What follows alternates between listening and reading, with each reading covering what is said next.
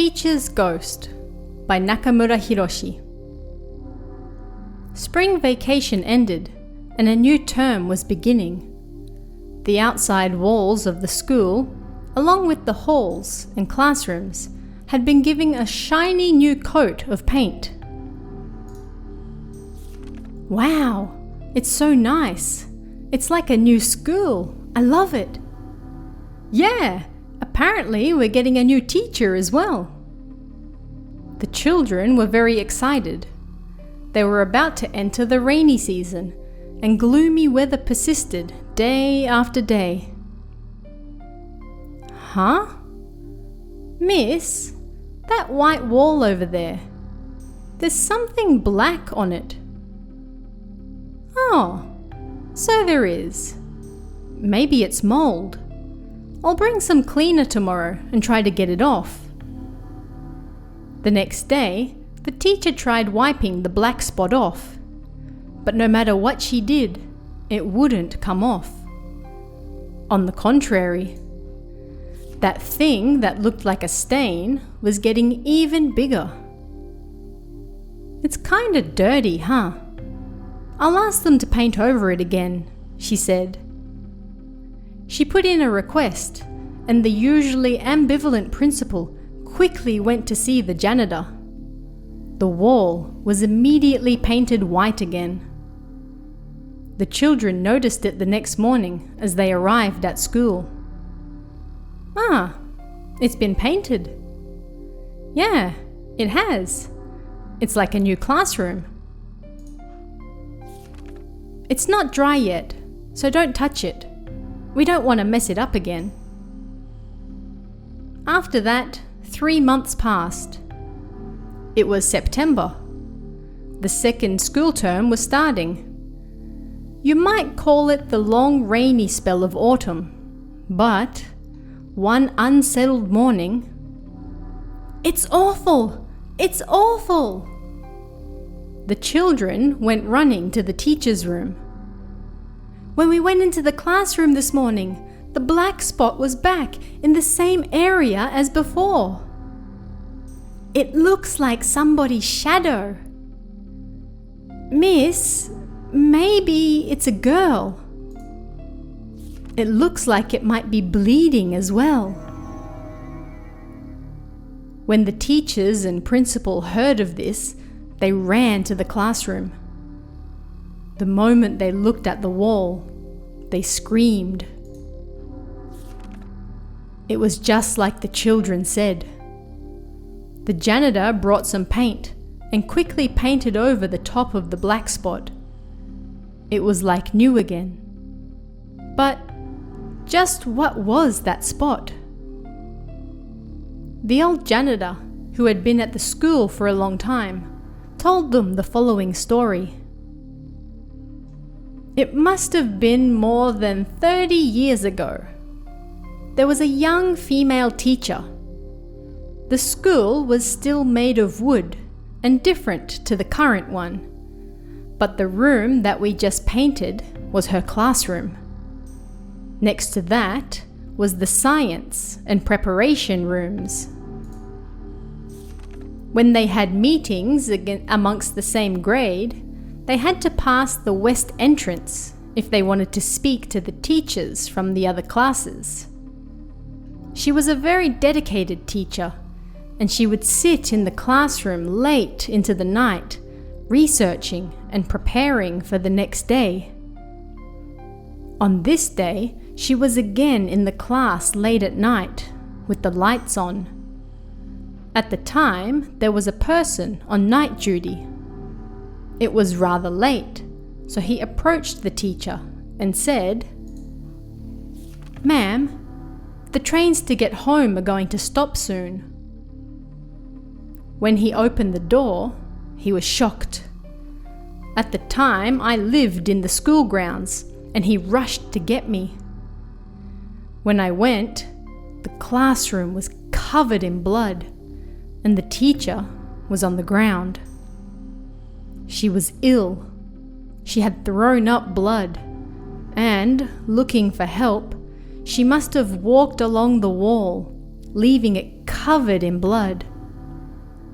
The teacher was hospitalized, and a short while later, she died.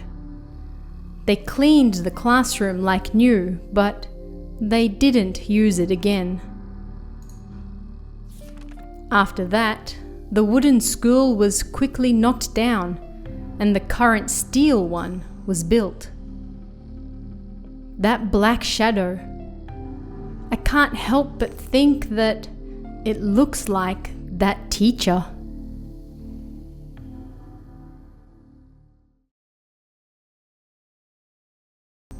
Kucha Kucha, Hara Hara by Sakurai Nobuo. This happened a while ago now. It was shortly after I started work as a junior high teacher. At the time, there was a janitor who stayed overnight at the school, but the teachers also took turns performing night duty. They said it was to make sure no thieves entered, and we only patrolled at night. I was still single at the time, so teachers with families often asked me to take their place.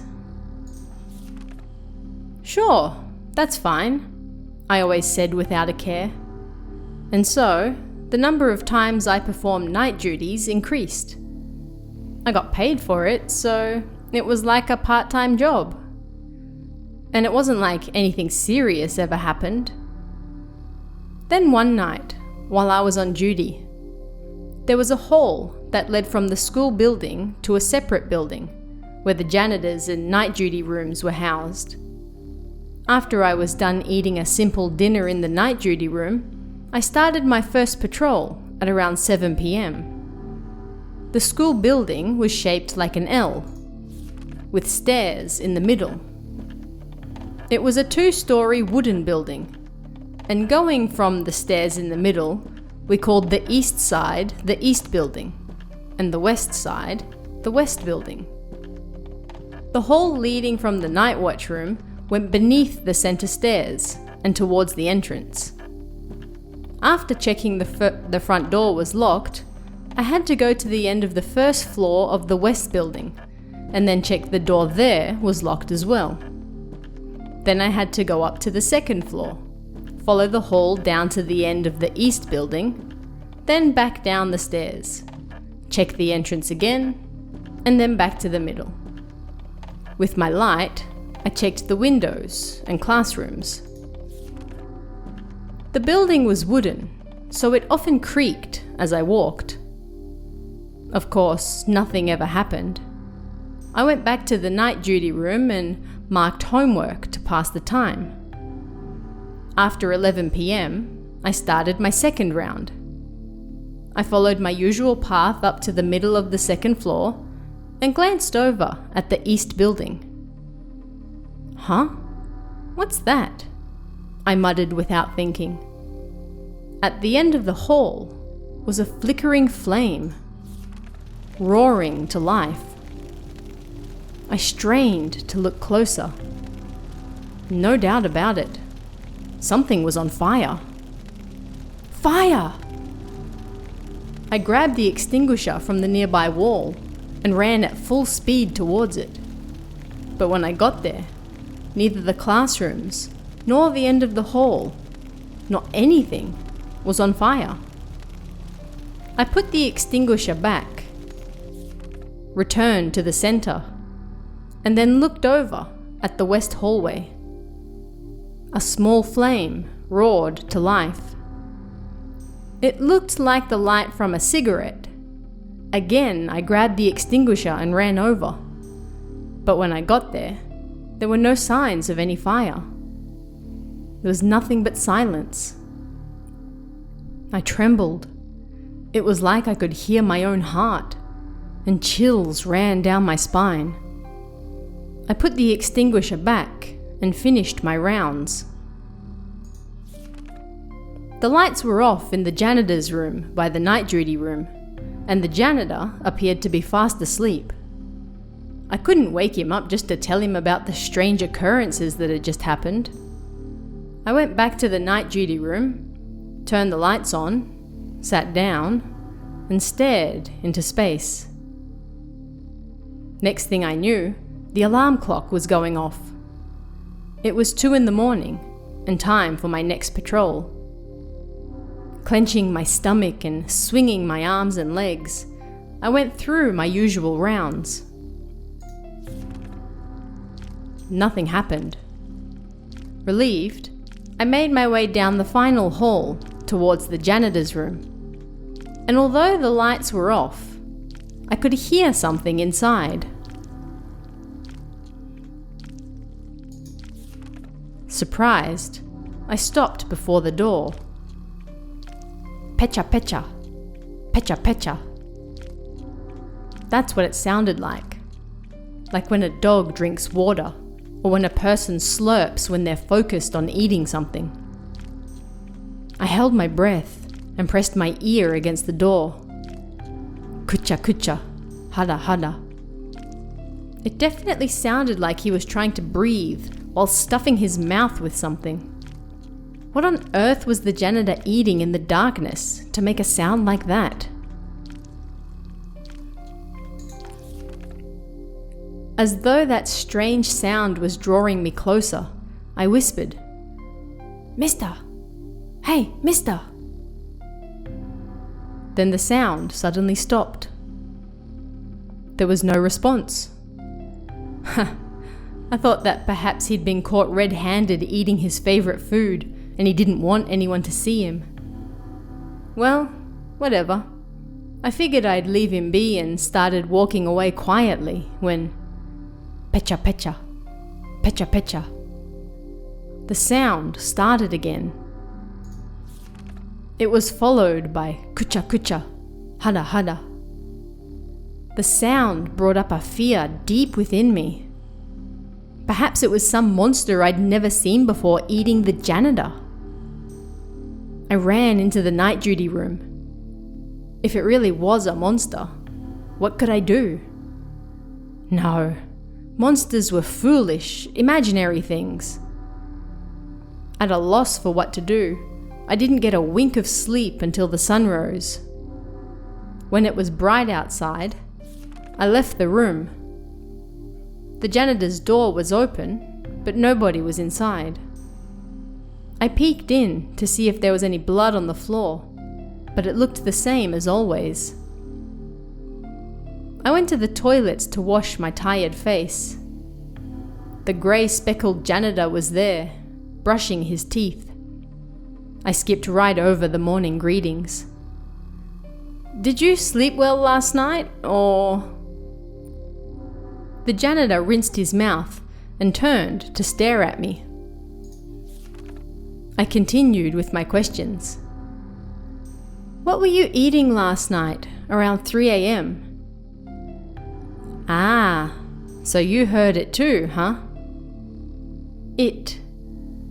You mean the pecha pecha, kucha kucha, hada hada?"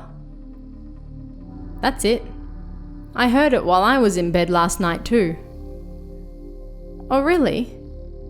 I called out to you at that time though." "Ah, I didn't hear anything." The janitor shook his head. "If that sound wasn't you, then what on earth was it?" I asked, short of breath. The janitor answered quietly and slowly. Apparently, the janitor before the last one died suddenly in the corner of that room. They say he ate too many tomatoes. Or perhaps it was some other illness, but when he was eating the tomatoes, he died. There was little food after the war, but he was probably especially fond of tomatoes. I heard his eyes changed color when it came to tomatoes. Anyway, every now and then, they could hear what sounded like him gobbling away at his tomatoes. Right around now is tomato season, after all. I felt bad for the janitor who died so suddenly, and I guessed the mysterious fires in the school and the slurping must have been him. He was still lingering around the school.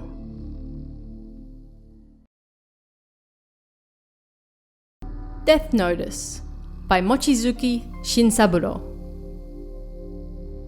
The school I'm at now has hired most of its security out to a professional company, and the teachers no longer have to go on night watch or be on the lookout for fires.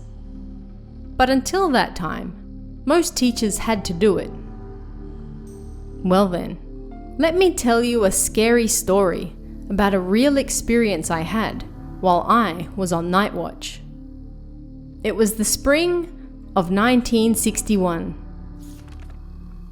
I taught math at Yu High School in M Prefecture. I was in charge of Class 3B. A new semester had started, the snow had melted, and the plums had just started to bloom. It was my turn for night watch. On this particular day, it was past 5 in the evening. I made my way from the management office towards the classrooms in the main school building, and as I passed through the hall, I started checking all the rooms.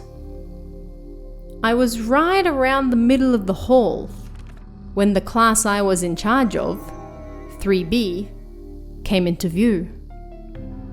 I glanced at the room, not a care in the world, when suddenly I couldn't believe my eyes. It appeared that someone was in the room.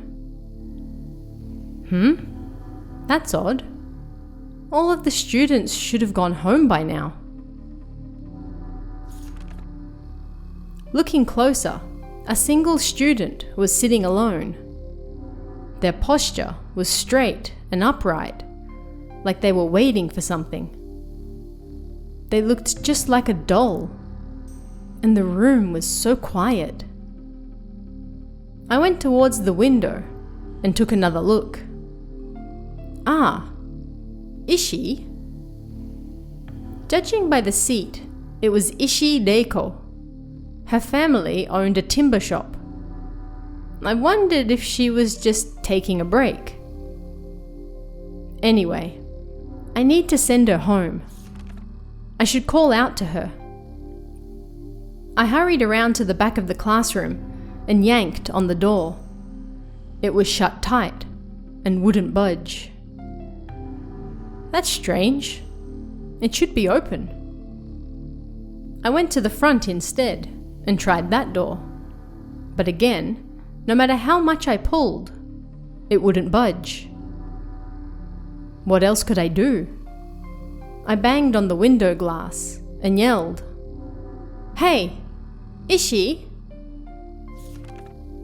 But she didn't turn around. She continued sitting there in complete silence.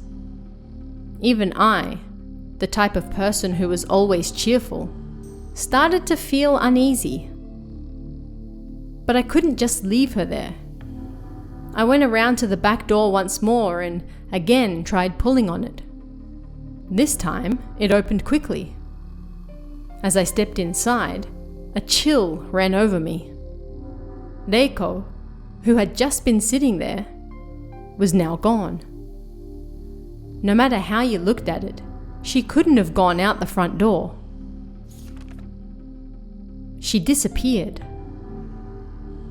In the morning, we received a message from Ishi Reiko's family.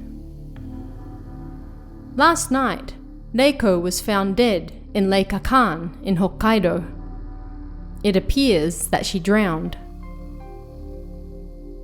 It was thought that the time she died was right around the time I passed the classroom and saw her inside. She came to see me. I remembered back to a snowy day in March. In the afternoon, it began snowing. And then it changed into a wet snow. I went to the school gate and noticed a single female student walking by without an umbrella. I ran over to her to let her share mine. "Here, stand under mine."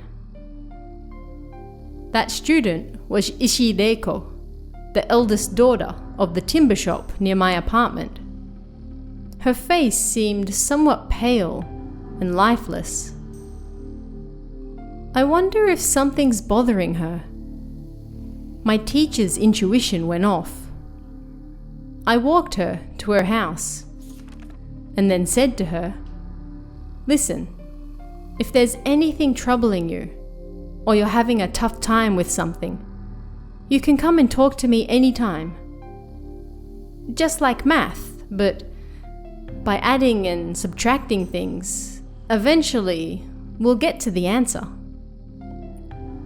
Neko bowed, smiled sadly, and went inside.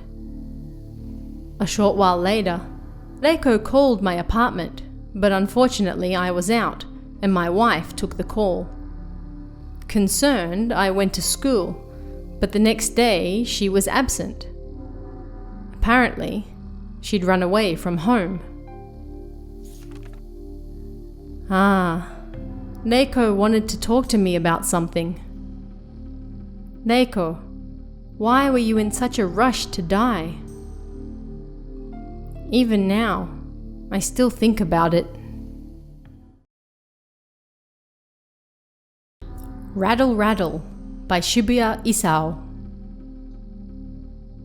This elementary school was on top of a small hill outside the city. The rear of the school was lined with a deep green cedar forest that was planted several decades earlier. One April, a young male teacher who had just freshly graduated from university started work there. He was in charge of the 3rd grade.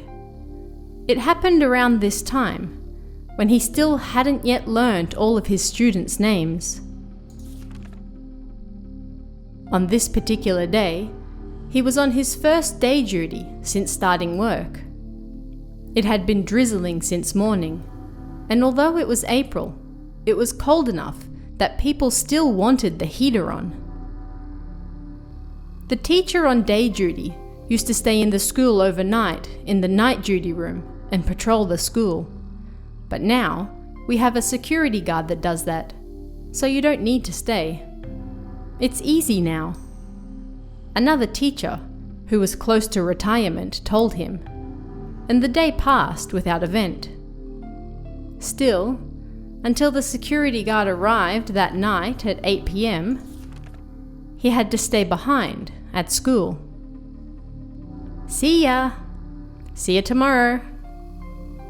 Other teachers started returning home after 6 in 1s and 2s, and when he was the last one left, he started eating ramen as darkness fell outside. He would have to patrol the school himself at least once before the guard got there. He cleaned up in the security room's kitchen, grabbed the torch, and decided to look around the 3 buildings that made up the school. After leaving the teacher's room, he suddenly remembered something and ran back. Oh yeah, the wooden sword, the wooden sword. A wooden sword sat in the corner of the locker in the teacher's room, just in case of emergencies. Holding it in hand, the teacher felt somewhat safer. He gripped the sword in his right hand and the torch in the left, and softly exhaling, he left the room. Creak, creak, creak, creak, creak, creak. His leather sandals echoed strangely down the hall.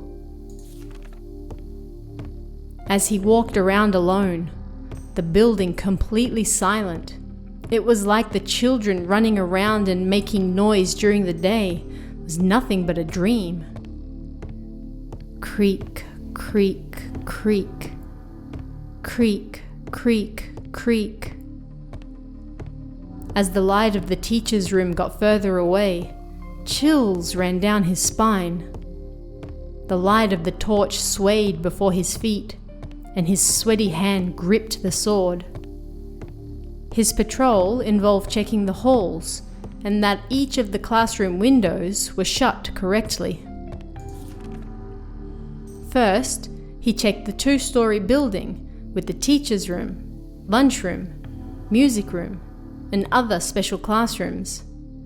Then, he checked the 3-floor building that housed the 1st to 3rd grade. He shone the torch down the hall and through the window glass. Numerous times he stopped at what he thought was the figure of somebody hiding in a room, or a shadow rising from nothing. Rain continued to fall outside. Perhaps thanks to that, the classrooms and halls stank of sweat and mold. Finally, he checked the building that housed the 4th to 6th grade. Last one. He took a breath, walked down the hall, checked the 1st floor, then went to go up to the 2nd. Creak, creak, creak. Creak, creak, creak. He heard footsteps, but this time they weren't his own. Shocked, he stood still and listened closer. Creak, creak, creak. Creak, creak, creak. Someone was definitely coming up the stairs. He gulped and slowly turned around. The torchlight dimly shone on the landing of the stairs. Nobody was there. He went upstairs and down the 2nd floor hall when he heard footsteps behind him again. His body went stiff and his throat dried up. He swung the sword in front of him and purposefully walked loudly enough for others to hear him. There were 5 rooms in a row for the 5th grade. Their school only had 4 classes, however, so the last room wasn't in use. He went inside each room and painstakingly checked each window. As he stood before the final, empty room, he suddenly thought, I wonder if I should check this one as well.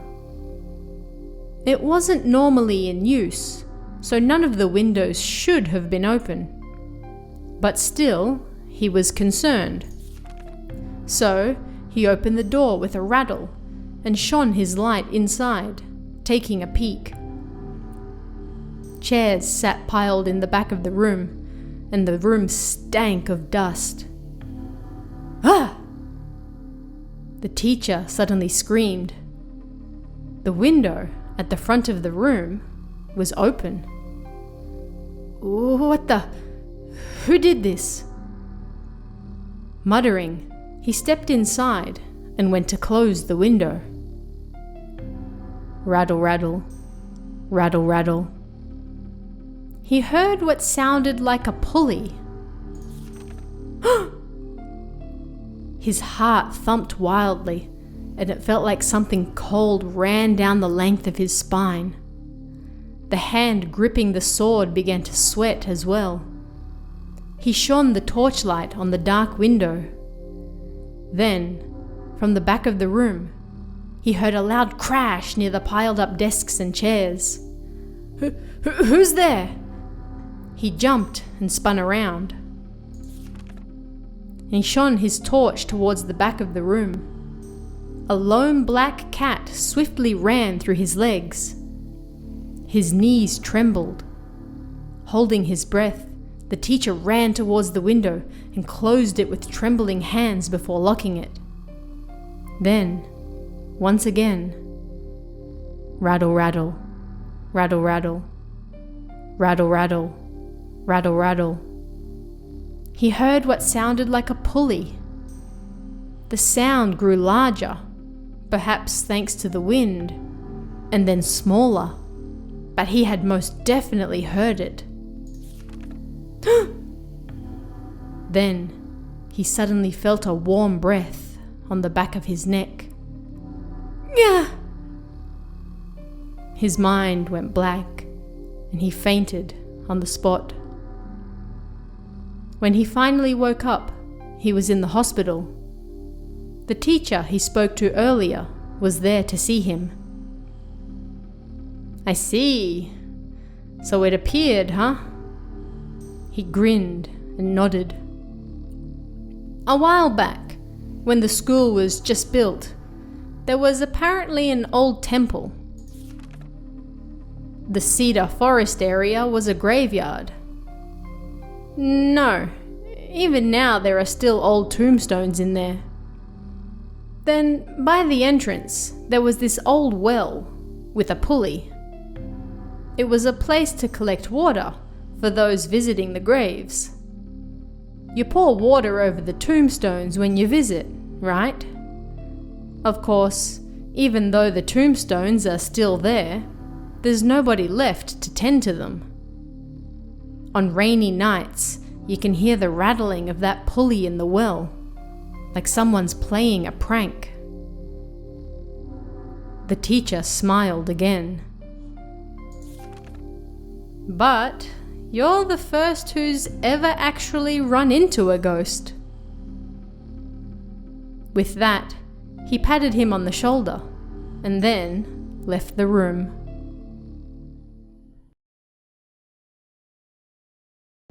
The Ghost That Came to See the Teacher by Ozawa Kyoko. This happened around the start of the Showa era. Something terrible happened at a high school in M City, Nagano Prefecture. A student killed themselves. He drank poison up in the mountains near the school, cut his wrists, and then died. His name was Yamada, a third grader.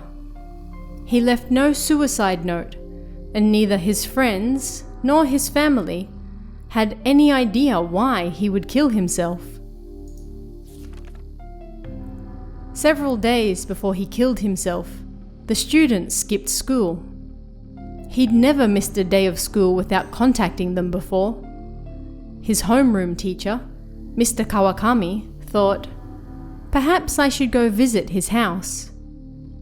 But he was bogged down in test preparations and staff meetings and never got around to it. Then, the boy committed suicide. If I had just spoken to him when he missed school, then perhaps I could have been some help, the teacher thought regretfully. About a month later, Mr. Kawakami's turn for night duty rolled around. Around midnight, he was asleep in the night duty room when suddenly his chest felt heavy and his eyes flung open. The moment he opened them, he screamed. A translucent, pale face stood right before his eyes. It was Yamada, the student who killed himself.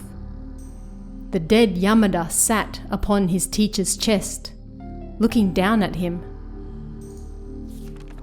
"Wah! Yamada!" The teacher tried to jump to his feet, but his arms and legs wouldn't move. It was as though a large rock had been placed on his chest.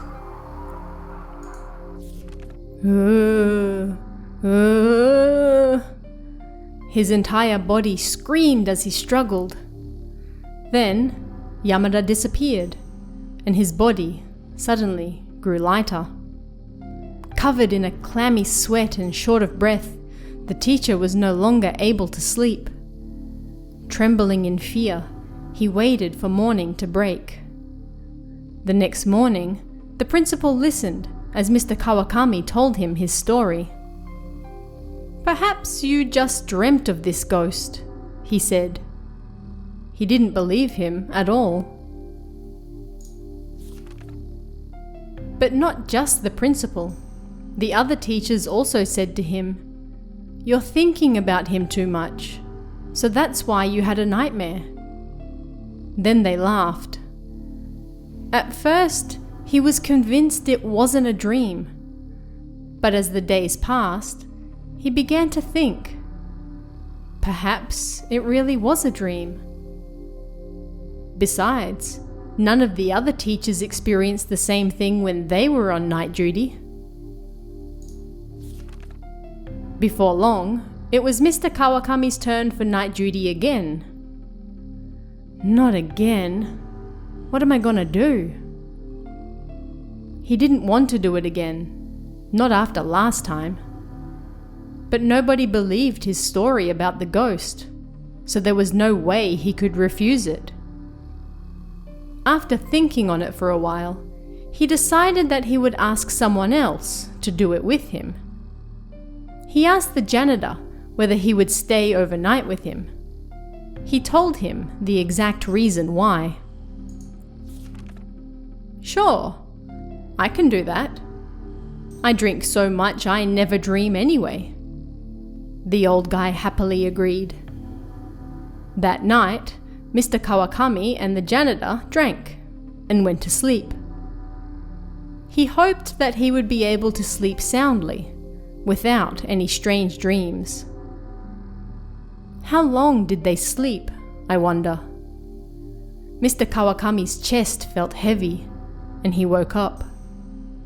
Something painfully pushed down on his chest in the narrow space he was sleeping in. Ugh! Yamada was sitting on his chest again. His eyes glistened in his pale face. He tried to get up, but he couldn't. It was like he was bound by rope, unable to move. Help me. He tried to speak, but deep in his throat, the only sound he made was like that of a flute. Then, the sleeping janitor next to him woke up. The old guy saw it too. The dead student on the teacher's chest. Help me. The old guy jumped out of bed. He tried to grab the student, but he fell over limply on his backside. It was terrifying. It was the first time in my life I'd ever seen anything so terrifying, the janitor said the next morning, the lack of sleep evident on his pale face. Seems he was telling the truth, the other teachers said. Well, they do say that someone's spirit lingers on Earth for 49 days after they die, they whispered reluctantly. Then, 3 days later, in the library, the teacher in charge of putting books away was on the second floor. It was around 9 p.m. Something creaked in the hall, like somebody walking down it. All of the students should have gone home by now. She stepped outside. Nobody was there. Moonlight filtered in through the windows. Creak, creak. This time, the sound was going down the stairs. The teacher rushed over to the top. A single student holding some books was walking down them in the darkness. The library is only open until 5, so what on earth have they been doing all this time? She got upset and screamed, "Who's there?" The student stopped and turned around. "Ah." The teacher's breath caught in her throat. Beneath the dim lights, a pale face looked at her. It was Yamada, the student who committed suicide. Even though I couldn't see his legs, I could still hear the sound of his footsteps. Then he disappeared on the spot. It was definitely that kid who killed himself, Yamada, the teacher said, trembling. By now, more than 3 people had seen Yamada's ghost, which meant it was impossible for the principal to ignore any longer. "I'll think about what to do regarding night duty," he promised Mr. Kawakami. They spoke to the local government office and did all they could to make sure that Mr. Kawakami would never have to work night duty again. "You have received special exemption from night duty," Mr. Kawakami was soon informed by M. City. And perhaps, thanks to that, Yamada's ghost was never seen again. I Want to Be Number One by Mizutani Shozo. Whenever students took tests at this particular junior high, it was a custom to post the results on the walls of the gym, starting from the best and going down to the worst. The stunned students who found themselves in the bottom half of the rankings would side-eye them, as though they actually belonged to someone else, while the usual top 5 had slaved away for their positions. At the time, the first and second positions were taken by students by the names of Uchida and Kawai. Uchida, in particular, seemed to bet his entire existence on getting top marks on those tests. He was of a sickly appearance, suffering from asthma, and yet, as tests approached, he seemed to forgo all sleep in order to study. During the first semester of second grade, however, Uchida fell to third. He was also in third for midterms. He panicked. Starting that day, if he had a spare moment, he'd be glued to his notes and textbooks, barely raising his face. He was extremely focused in class, so much that people held back from approaching him.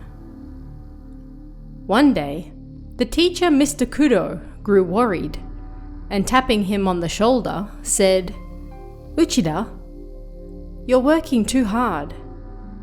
Overworking yourself won't get you anywhere." Uchida coughed 2-3 times, but he didn't look up. Around the end of term tests, Uchida missed school. He was having an asthma attack. He missed several days, and his mother called the school, explaining that even though he was at home, he couldn't stop thinking about the tests. Then, one cold November morning, Uchida suddenly died.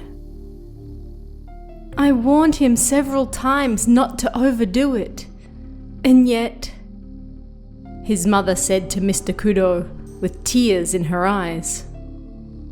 The end of term tests were over. When marking was done, a large sheet of paper was hung in the gym as usual. "All right, let's go home," Mr. Kudo said to himself and started cleaning up his desk. It was already dark outside. The only other person in the staff room was Mrs. Shimizu. Of course, all of the students had already gone home. "Oh, Mr. Kudo," she cried. "The lights are on in the gym." "Maybe someone forgot to turn them off." "No, I turned them off. I remember." Mr. Kudo didn't really believe her and calmly walked down the dark hall towards the gym. Light filtered out through a small gap in the door. It sounded like somebody was coughing inside. Is someone in there? Who could it be at this time of night? Mr. Kudo flung the door open. A heavy sound echoed throughout the room. Nobody was there. Of course there's no one here. I'm just hearing things, Mr. Kudo thought, flicking the light switch off and then closing the door.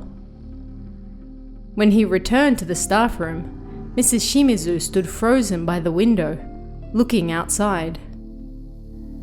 "What's wrong?" "They're on again." "Eh?" Mr. Kudo couldn't believe his eyes. The lights really were on in the gym across the school grounds. "That's strange. I turned them off." "Maybe the switch is broken," Maybe. I don't like it. Mr. Kudo was annoyed and left for the gym again. He reached for the door when he heard it again. The soft coughing inside. Frightened, Mr. Kudo's breath caught in his throat. It couldn't be, he thought. He was frozen to the spot. His heart felt like it would burst from his chest. His ears rang, and his armpits broke out into a cold sweat. Then, the sound on the other side of the door stopped. Gathering himself, the teacher peeked through a gap in the door. He couldn't see any signs of anyone inside. The gym was brightly lit. He pushed the rumbling door open. It echoed throughout the school. Of course, nobody was there. Mr. Kudo glanced over at the grades on the wall, and all of the energy drained from his body. First place had been smeared with blood.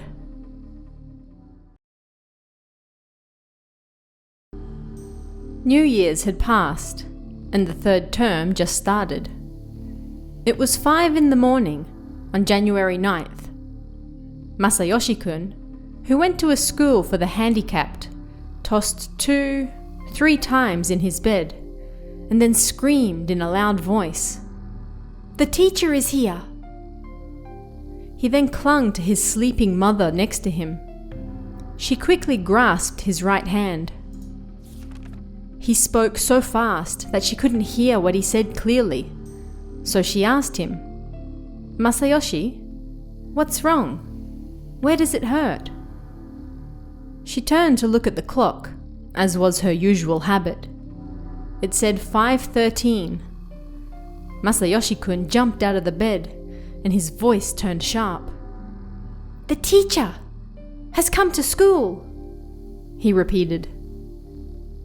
"Masayoshi, by teacher, do you mean Mr. Shimomura? He's in the hospital." "Yeah, Mr. Shimomura."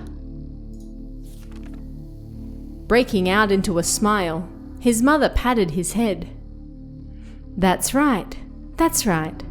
You had a dream that Mr. Shimomura came to school." Mr. Shimomura was very kind. He always chatted and was good at singing. The children loved him. That morning, Masayoshi got in the car, as always, and his mother drove him to school. When they got there, they found out that the second-grade teacher, Shimomura Yuji, had died at M Medical Hospital. The time of death was 5:13 a.m. The cause of death was leukemia. Masayoshi-kun's mother was shocked. She remembered him repeating over and over that the teacher had come to school, and she told this to the principal. Hearing this, Kikue-san's mother was also shocked. "Please look at this photo." This is from when they visited the zoo last autumn, right? "Yes, Kikue brought it to me this morning." She kept pointing to Mr. Shimomura over and over. Well, it turned out that 6 different children had each informed their parents of Mr. Shimomura in their own way. Just how much did he want to get back to school? He must have wanted to see the children again. Somehow, he was able to get through to them and let them know. He really was a great teacher who loved his kids, huh?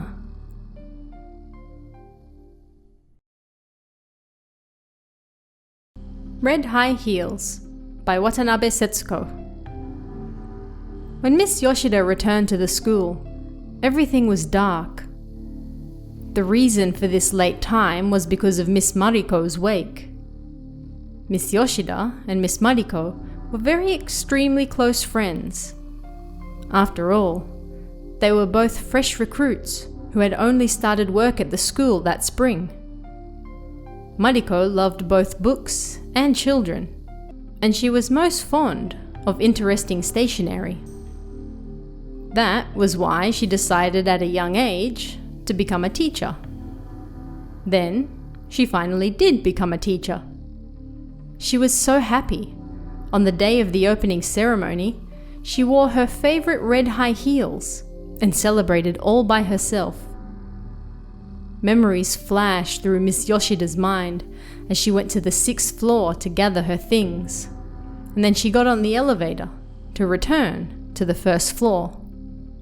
She'd forgotten some of her stuff upstairs. Miss Mariko lived every day to the fullest after becoming a teacher. She worked so hard that she tired herself out. That must have been why, on the previous morning, she dashed out because of her exhaustion. In a daze, she made her way towards school, all the way to the crossing before the front gate. Without a thought, she stepped out onto the road without looking at the lights, and a car went hurtling towards her at full speed. She died instantly. Everyone rushed over in a panic, and Mariko's eyes were wide open as she rolled down the street.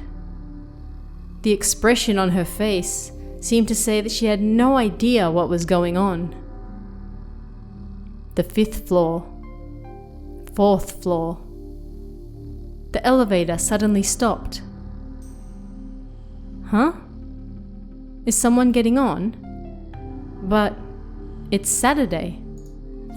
There shouldn't be any students here at this time. Feeling something was off, the door slowly opened. All she could see on the other side was a dark hall spread out before her. There's not even anyone here. Unnerved, she went to press the close button when she heard a woman's cheerful voice coming from somewhere. "Sorry, could you hold it open for me?" So someone really was there. Maybe a student forgot something, she thought, relieved. Something clanked down the other end of the hall, like the sound of shoes. Not a student's shoes, but adult shoes. The sound of high heels.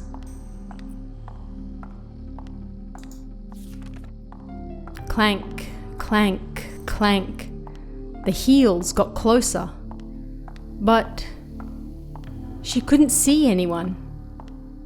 She broke out in goosebumps, and looking closer, she noticed 2 red things on the floor in the darkness.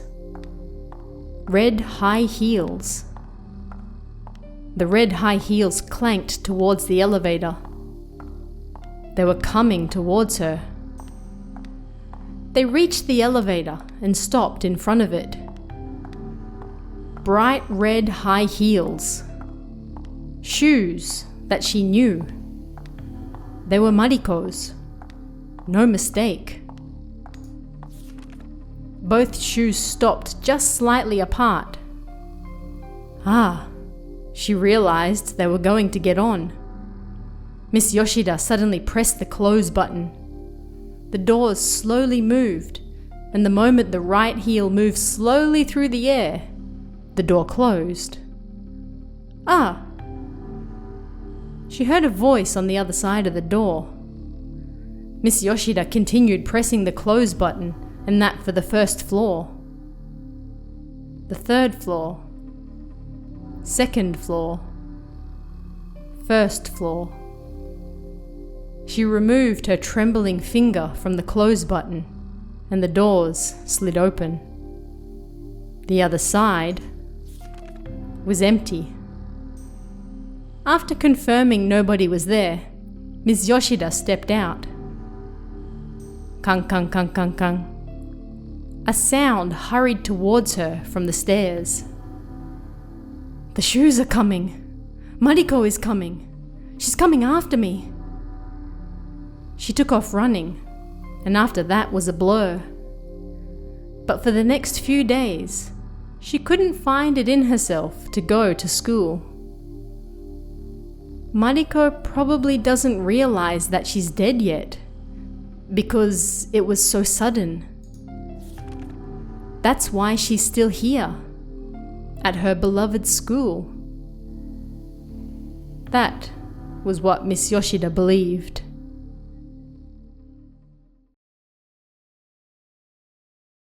The teacher who disappeared in the toilet.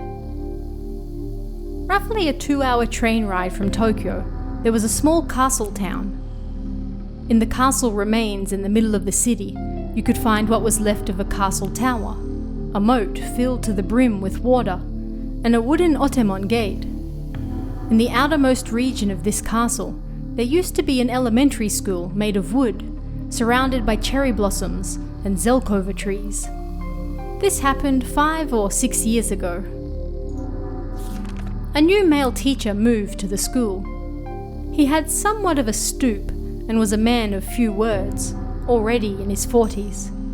He was in charge of class 5-3. For his introduction, he said, "I was born in a small castle town in the Tohoku region. This town very much reminds me of where I was born. It really takes me back." He then turned around to the blackboard. "My name is Yamagami Toemon.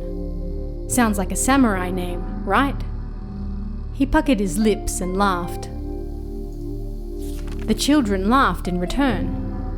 Although he was a little clumsy and unreliable, he often played dodgeball and other games with the children during recess and after school, so he was rather popular. As the May holidays came to an end, the class went on a trip. Every year, the 5th grade visited the nearby Mount Mitsumine. They would climb this 900-meter mountain on foot without any help. They had to walk along the ridge, so it was terribly difficult. 7 a.m. The first 3 5th grade classes, along with their teachers and the school nurse, lined up in front of the school gate. Everyone was excited, and there were roughly 100 people in total. They walked 30 minutes to the foot of the mountain. They could no longer see any houses, and they started their climb. They crossed over a timber bridge. Then, once they passed the cedar plantation, the road up became even more difficult. Listen carefully. Even if you're thirsty, you mustn't drink too much water. Mr. Yamagami mumbled to the children of Class 3 as they walked. Birds sang between the trees, and a refreshing breeze wicked away the children's sweat. There's a small open space just up ahead, so we'll take a break once we reach it. Mr. Yamagami pointed up the mountain. "Sir, have you been here before?" "Yes, this is my 5th or 6th time." "Hey? What did you come here for?" The children grew interested. "I love castles, you see. The area just up there is the remains of a former branch castle." "Yeah, we know. We visited it in the 3rd grade. It's where the castle princess died, right?" Long ago, during the Sengoku period, a princess escaped up there after her castle was conquered. People said she then committed suicide. It was a place with a terribly sad story. And this all happened about 500 years ago, the teacher said, as though convincing himself, his voice full of remorse. They soon reached a flat, open area with a beautiful view. "A small break," the vice principal walking at the head of the line screamed. The area was like a small park. They could see the houses and the castle town in the distance. To the north was a small old wooden toilet. Children lined up to go to the toilet, have a drink, eat chocolate, etc. And for a moment, the open area sprang to life. Yet, when it was time to leave, nobody could find Mr. Yamagami. "Where's Mr. Yamagami?" The children from class 3 ran around looking for him. "He's in the toilet," one boy said, pointing towards it. "I saw him." "Then I'll go call him." A group of 5 or 6 boys approached the toilets. They were split into boys and girls, and inside the boys' side were 5 stalls. "Sir? Mr. Yamagami? It's time to go." They called out and knocked on each of the doors in turn, but there was no response. They then tried opening the doors, but there was nobody inside. "Maybe he's in the girls' toilets." "No way, he's a man." Confused, the children went over to the girls' toilets, yet he wasn't there either. "What's wrong? Did something happen?" the vice principal asked the boys. "We can't find Mr. Yamagami." "Mr. Yamagami?" "Yeah, he was supposed to be in the toilets, but..." After hearing their explanation, the vice principal went into the toilets and knocked on all the stalls. It's time to go." Suddenly they heard Mr. Yamagami's voice. The children all looked at each other. "Oh my, he's right here." The vice principal ruffled their hair. "Well, let's go." They walked back over to the children lining up and got in line. I'm sorry." The toilet door opened and Mr. Yamagami left, smiling. "Sir, were you in there the whole time?" "Huh? Why?" For a moment he looked at the children, confused. I stayed up late last night researching something. I slept in late this morning, so I didn't have time to go to the toilet. Yeah." The whistle signifying it was time to leave went off. "Well, let's hurry along now." Fastening his belt and almost dragging his legs along, the teacher rushed over to the others. The boys were, of course, confused, but they soon followed. 2 months later, on the final day before the summer holidays, Mr. Yamagami explained what their summer homework was as he handed out printouts. "And if you spend 20 to 30 minutes a day on maths and Japanese, you'll have them finished within 10 days. That will just leave your composition. Make sure you enjoy your summer holidays to the fullest extent." After his explanation, the teacher's face screwed up and he bent over, holding his stomach. "Sir, what's wrong? Are you sick?" Several girls stood up and approached him. My stomach is..." Mr. Yamagami painfully stood up and forced a smile. "I didn't have any time to go to the toilet this morning," he said and left the room. A couple of boys then followed him to see if he was all right. All of the school toilets had faint blue tiles, so they looked just like a hotel. "I'm sorry," Mr. Yamagami said, turning around to the boys before entering the toilets right in front of him. At first, they could hear him grunting, but then the noise soon stopped. 5 minutes passed. 10 minutes passed. But still, there was no sound. "Sir?" 20 minutes had passed since he had entered the toilets.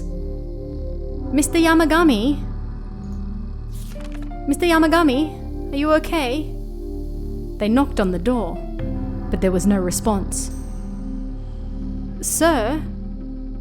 The air in the toilets was chilly, even though it was summer.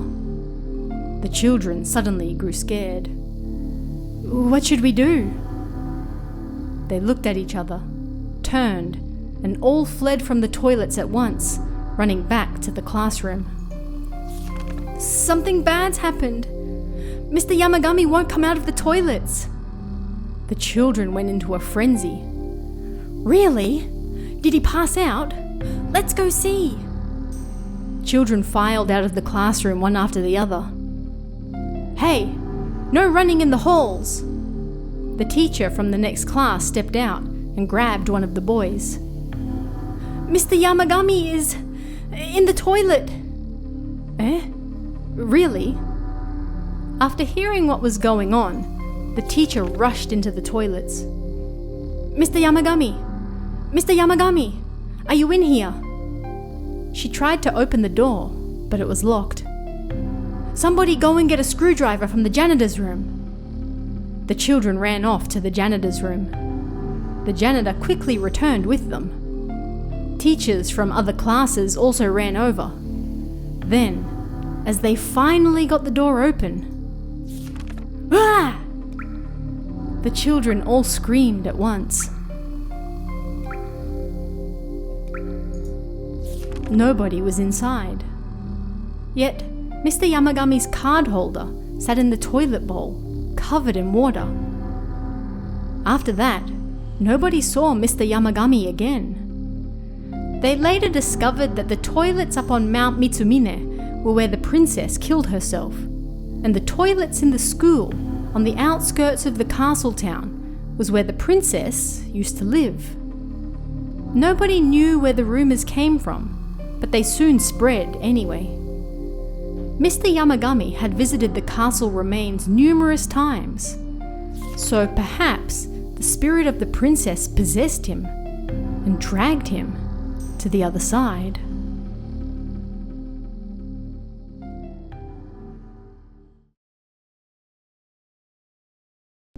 The Enthusiastic Principal by Watanabe Setsuko. Yamashita-kun was a member of the rugby team at the high school attached to T University. It was a Sunday, and yet he set out for school anyway. The national championships were coming up, so they had to practice every day without fail. His school was strong both academically and at various sports. Their previous principal had been extremely enthusiastic, and he'd even been an Olympic athlete when he was younger. The rugby team was especially famous, and they were always one of the top teams. That was why they put their all into training, and the sun was setting by the time they were done. It took Yamashita-kun longer than he thought putting everything away, and by the time he reached the school gates, everyone else had already gone home. As he took a single step through the school gate, he heard a voice call out to him. "Hello." "Huh?" he thought, and looked around, noticing a man standing right next to him. He was neither slim nor fat, a regular old man you might see anywhere, and he smiled upon seeing Yamashita-kun. He wondered where this man suddenly appeared from. It was dark, sure, but he hadn't seen anyone else around. And on top of that, who was this person? He felt like he'd seen him somewhere before, but... With a strange look on his face, he walked alongside Yamashita-kun as though he didn't have a care in the world, chatting with him. Sure must be tough training on your day off. The national championships are soon. The opposing team looks strong, huh? That's right. Our school is famous, so you must do your best. Long ago, when I took part in the Olympics, Yamashita-kun suddenly remembered. That was right. He looked just like the principal. Their principal had died suddenly 6 months earlier. The moment he remembered, the man next to him wavered, and then suddenly disappeared. Yamashita-kun ran off at the speed of light and couldn't recall what happened after that. Next thing he knew, he was surprised to find himself at his own front door. Rumor had it that their enthusiastic principal had stayed late into the night at school, and as he took a single step through the school gate on his way to leave, he suddenly had a heart attack and died on the spot. Spirit at the graduation ceremony. I was working as a teacher at a small school in Tohoku at the time. It was the summer holidays. One of the students from my 6th grade class, Satoru, drowned at the beach in a tragic accident. He was a lone child, so his parents were grief-stricken. It was still only the summer holidays, yet they had already bought his junior high bag, hat, and uniform. I expressed my condolences to them, yet all they could do was cry. I could do nothing for them. The second semester passed, and as we entered the third, graduation approached. One day, Satoru's mother came to visit the school. She placed her hands on her knees and lowered her head. "Mrs. Matsutani, please. Satoru came this far, studying with all his friends. Please let him graduate with them. Please prepare a graduation certificate for him too." Tears rolled down my cheeks. "I understand, but I can't give you a response until I talk to the principal first. I'll do my best to persuade him as well." That day, the principal was out on business. First thing the next morning, I relayed to him Satoru's mother's request. I also informed him that I too wished to prepare a graduation certificate for him. Still, the principal was not convinced. "He's dead, so he doesn't need a certificate," he said bluntly. I gave up. I wanted to scream that he shouldn't say such cold things, but I calmed myself and said, "That is exactly why we should give him one. How happy would that make him on the other side?" Yet he immediately refused and wouldn't listen to me. No matter how much I begged, he would only say no. "Then at the very least, we should display his photo," I said in the end. The principal finally gave in. Finally, it was graduation day. Satoru's friends sat down with his photo. Then, just before 9 a.m., as the ceremony was to begin, the noisy children fell silent and sat up straight in their chairs. And as silence fell, it happened. Something banged nearby, and some wooden paneling in the hall fell down. It's a common sight, right?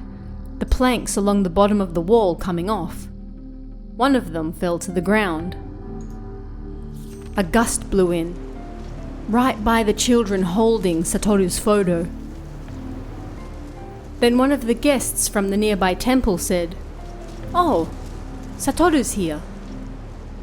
He said nobody invited him, so he came by himself. Everyone fell silent. He was there now. I looked at the principal before I could stop myself.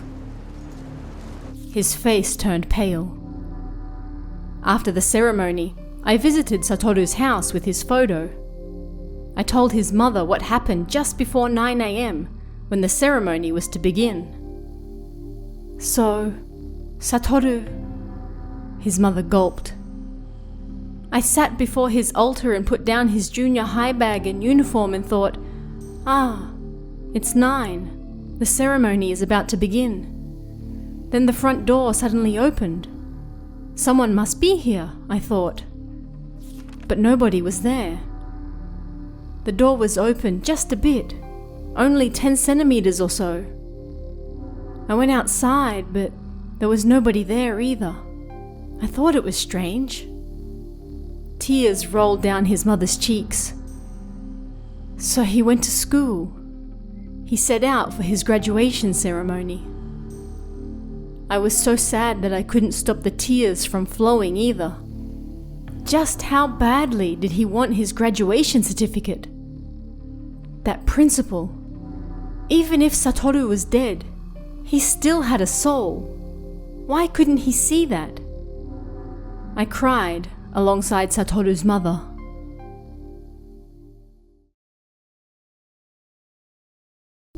The lamp burns brightly on the 4th. We attended the village's branch school until the 2nd grade. In the 3rd grade, we moved to the head school. That branch school was left abandoned because, over the years, the number of children going there decreased, and then it was merged with the main school. The empty building was then used as a public hall, but that only lasted 3 years. A new public hall was built, and this one was left empty. The elderly gathered every now and then to open the windows and air the building out, but over time, the building was forgotten. The building rapidly aged as people stopped using it, and the toilet doors flapped in the breeze.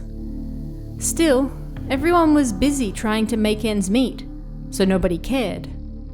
Even those who moved to the big city and wanted the school building to remain because of their nostalgia soon forgot about it. Around the beginning of July, it rained one evening and it was a terribly humid night. I was out late at the apple orchard. On the way back, I passed by the front of the branch school building. A terrible chill ran down my spine. A small light shone through the old closed curtains of one of the classrooms. I figured someone was using the classroom, but it was too dark for that. It was about as bright as an old miniature lamp. Something banged, as though it had been knocked over in the wind. I hit the car horn loudly without thinking. The tiny light suddenly disappeared, and everything went dark. I sped out of there as though something was on my tail. I wanted to know what was going on, but people would just laugh at me if I mentioned it, so I decided to forget all about it. 3 months passed after that incident. Strange rumors began to spread. Hey, did you hear? On the 4th of every month, a light turns on in the old branch school. Apparently, 3 young kids didn't believe it and went to check it out, and when they got there, the light suddenly went out, and nobody was there. Apparently, the toilet doors were blowing open and shut, and a sad voice called out saying, "Tomorrow." Some people laughed at how stupid it was. Come to think of it, I'd been at the orchard on the 4th too. I didn't tell anyone I'd also seen it. But a chill ran down my spine, and I was frightened. If you abandon a school, it gets sad too. How about it? We should use it for something. There are city folk who say they want to live in the mountains, so why don't we let them live there? We can let them stay there for real cheap. That should do it. People got to talking, and the town office decided that it would look for people to rent the old building. As the strange rumors continued to spread, nobody wanted to live there, and so the elderly once again took to opening the doors to air the place out, drinking some tea whilst there, etc. As a result, the strange rumors died down as well. Winter passed, and as April began, it was time for our first class reunion in 10 years. We visited a hot spring inn in the next town over, and spent the entire night chatting. In the past, we visited the old branch school with some home-cooked food, but as we got older, our reunions got more luxurious as well. The night out began. There were 28 of us old second graders, and the manager was worried about how many would show up. 8 people from the city, and 9 living in the village agreed to come, so the attendance rate was quite good. Us 53-year-olds set out to remember our times in the second grade. Everyone drank and chatted. I hope Mr. Komatsu Nobuo is doing well. He's the one teacher I wanted to meet, someone said. He was a great teacher, huh? Everyone sighed. We only had Mr. Komatsu as a teacher during the second grade, from April to March. In July of 1944, he was called to war, where he then died in battle. I want to stay in this school with everyone forever, until you all become fathers and mothers and we can teach your kids here too, Yusuke said in Mr. Komatsu's tone of voice. You sound just like him. He always said stuff like that, huh? Everyone cried as they clapped. The fairy tales Mr. Komatsu used to tell us were the best. I could tell the story of Heppuri Yomego too, Kazuya said, standing up and going outside.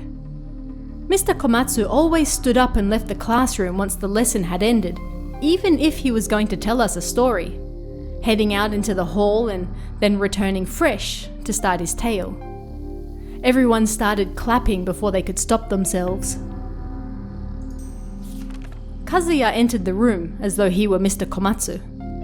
The 16 53-year-olds in the room clapped as though we were all second graders again.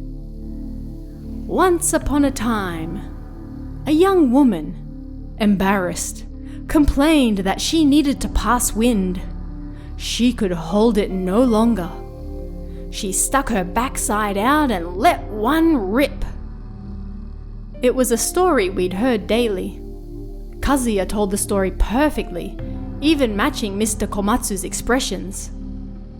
Next, Mitsuko stood up. Well then, I'll do San no Dan no Kuku. I'll even draw some pictures to go with it. Mr. Komatsu always put a lot of power behind the word tomorrow. He knew at some point he would be called to war, which is why I think he said it like that.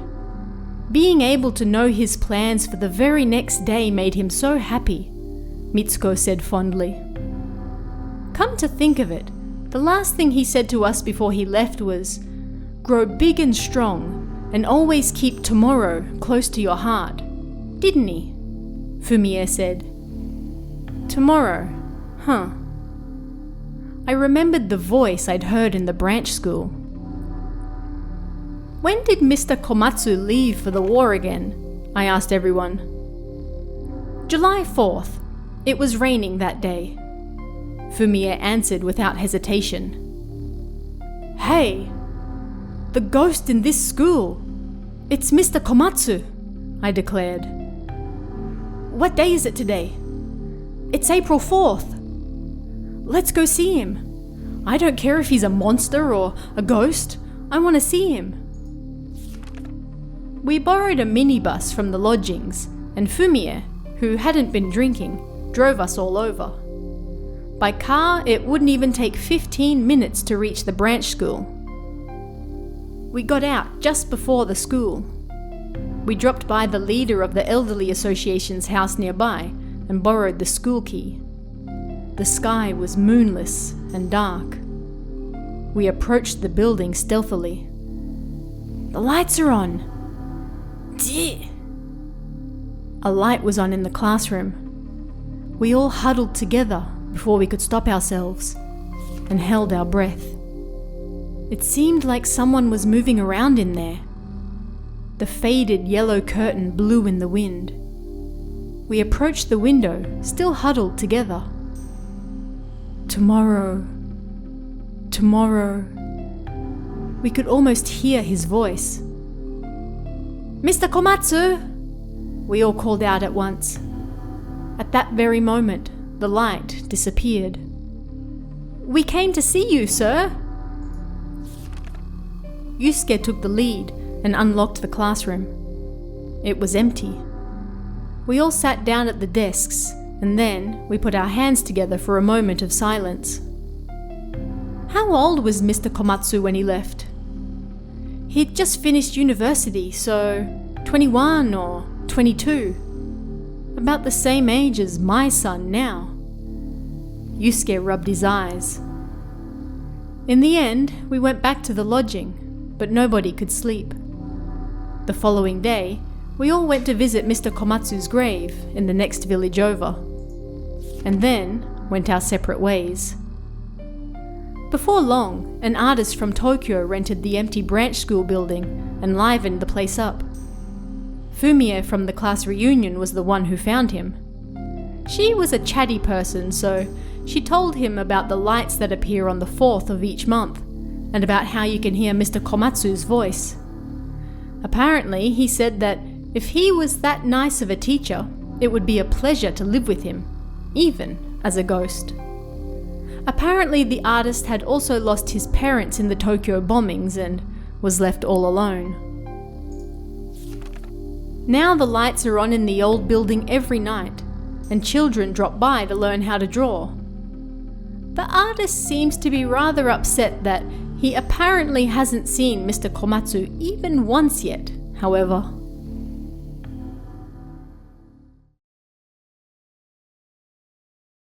I can hear a knock. This happened at a certain elementary school.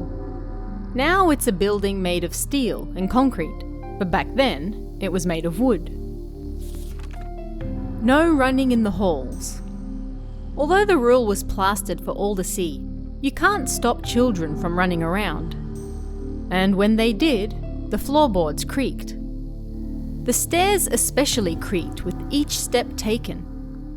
One autumn afternoon, the children were taking part in club activities after school and were the only ones left scattered around the building. The children in the soccer club ran around the school oval, screaming and kicking the ball. Yet even this noise calmed down as dark shadows fell over the school grounds. At this time, the 5th graders Tetsuo, Shuji, and Akimitsu were still in the 2nd floor library. They were supposed to be putting the labels in order, yet they were absorbed in conversation. Other than the teachers, it felt like they were the only ones in the quiet school, and they enjoyed feeling like they had stepped into another world. Yet suddenly, the door opened, and a teacher stuck their face in. "Enough already. Go home." "Yes, we'll be finished shortly," the 3 of them said in unison. The sound of slippers echoed down the hall, and once the teacher was gone, they went back to their conversation. Suddenly, Tetsuo started acting strange. "Yeah, true," he answered vaguely, standing up and then sitting down and thrashing his legs about. "What are you doing?" Shuji asked. "Well, my stomach keeps grumbling," Tetsuo said, and put a hand over his stomach. Akimitsu approached him and placed an ear over Tetsuo's stomach. "It really is making noise. Does it hurt? Do you want me to go get a teacher?" "It's fine. It'll get better if I go to the toilet," he said and reluctantly stood up. "You should go quickly. We'll wait here for you." Tetsuo hurried off at Shuji's urging. Still, he turned around and then said, "I wanted to do it at home. The school toilets are dirty. I hate them, so I was trying to hold it in." Tetsuo started running as soon as he reached the hall. He felt like if he didn't, he wouldn't make it in time. He leapt down the stairs, and they creaked beneath his feet. The stairs took him to the north end of the school. A short hall led to the building with the toilets, with the boys on the right and the girls on the left. The boys' toilets had a concrete floor with draining boards, several urinals for the boys to use, and roughly 6 stalls in the back. Tetsuo rushed over and stood before the doors. Even at this time, Tetsuo unconsciously knocked on the door, as his teacher had warned him to. Knock knock.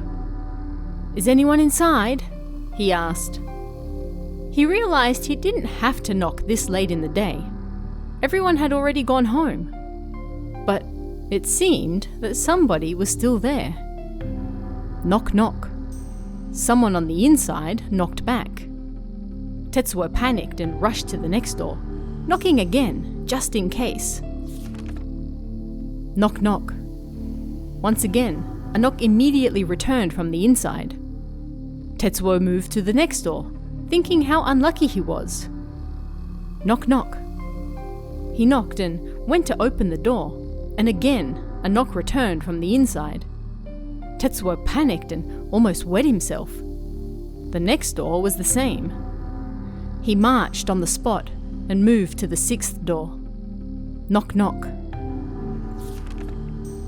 He knocked, and in the quiet toilets he heard the sound echo again.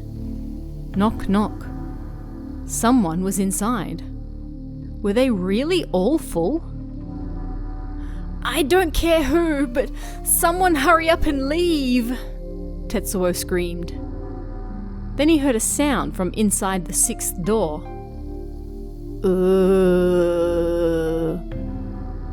It sounded like someone's strained groan. At that same moment, it felt like a cold breeze blew throughout the toilets. The door trembled and rattled. Then the toilets fell silent again, and he didn't hear another noise. It was strange. Tetsuo ran straight back to the first door, grabbed the handle, and pulled. It was empty. A chill ran down his spine, and Tetsuo opened all the doors one after the other. Then he opened the sixth and final door. There was nobody inside. His legs trembled. Someone had knocked from inside the toilets. That was real. But who? Who? He screamed and ran all the way back to the library. He forgot all about the pain in his stomach. He could barely speak. Your face is pale. Should we tell a teacher? Shuji panicked. That's not it. Gasping for breath, Tetsuo told them all about the knocks from the empty toilet stalls. We should have a teacher take a look, Akimitsu said. They took different stairs so they didn't have to pass the north toilets, and told a teacher what happened. If true, that's a problem, the teacher said with a grin. The teacher went first and they followed him to the toilets.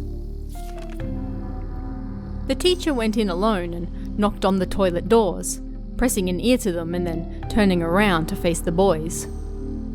I couldn't hear anything, he said after checking all six.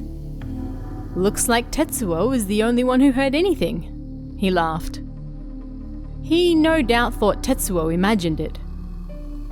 But sir, I left all the doors open when I ran. Yet when you went in, they were all closed.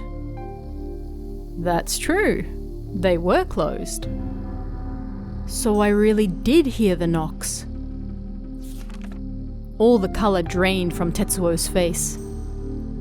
After that, they rarely saw children in the building after school was done for the day. Tetsuo and his friends graduated, and then the school and toilets were renovated. The school looked nothing like it used to. Yet still, the story of hearing knocks from inside the toilets is still passed down, even now. Hanako-san, Taro-san, Yamiko-san. School toilets are creepy. Our South Elementary School is brand new and so the toilets are too. But I still can't go there alone. Will someone go to the toilets with me? I'll go. I was waiting for someone to ask. I'll go too then. A bunch of us went over together. During homeroom, one of the boys said, "Why do the girls always go to the toilets together and make so much noise?" Us girls all turned to look at each other. They always did this, yet Yoshiko-chan couldn't stay quiet any longer. You boys always go together too, don't you? Who are you to talk? That's right, that's right. The girls all agreed at once.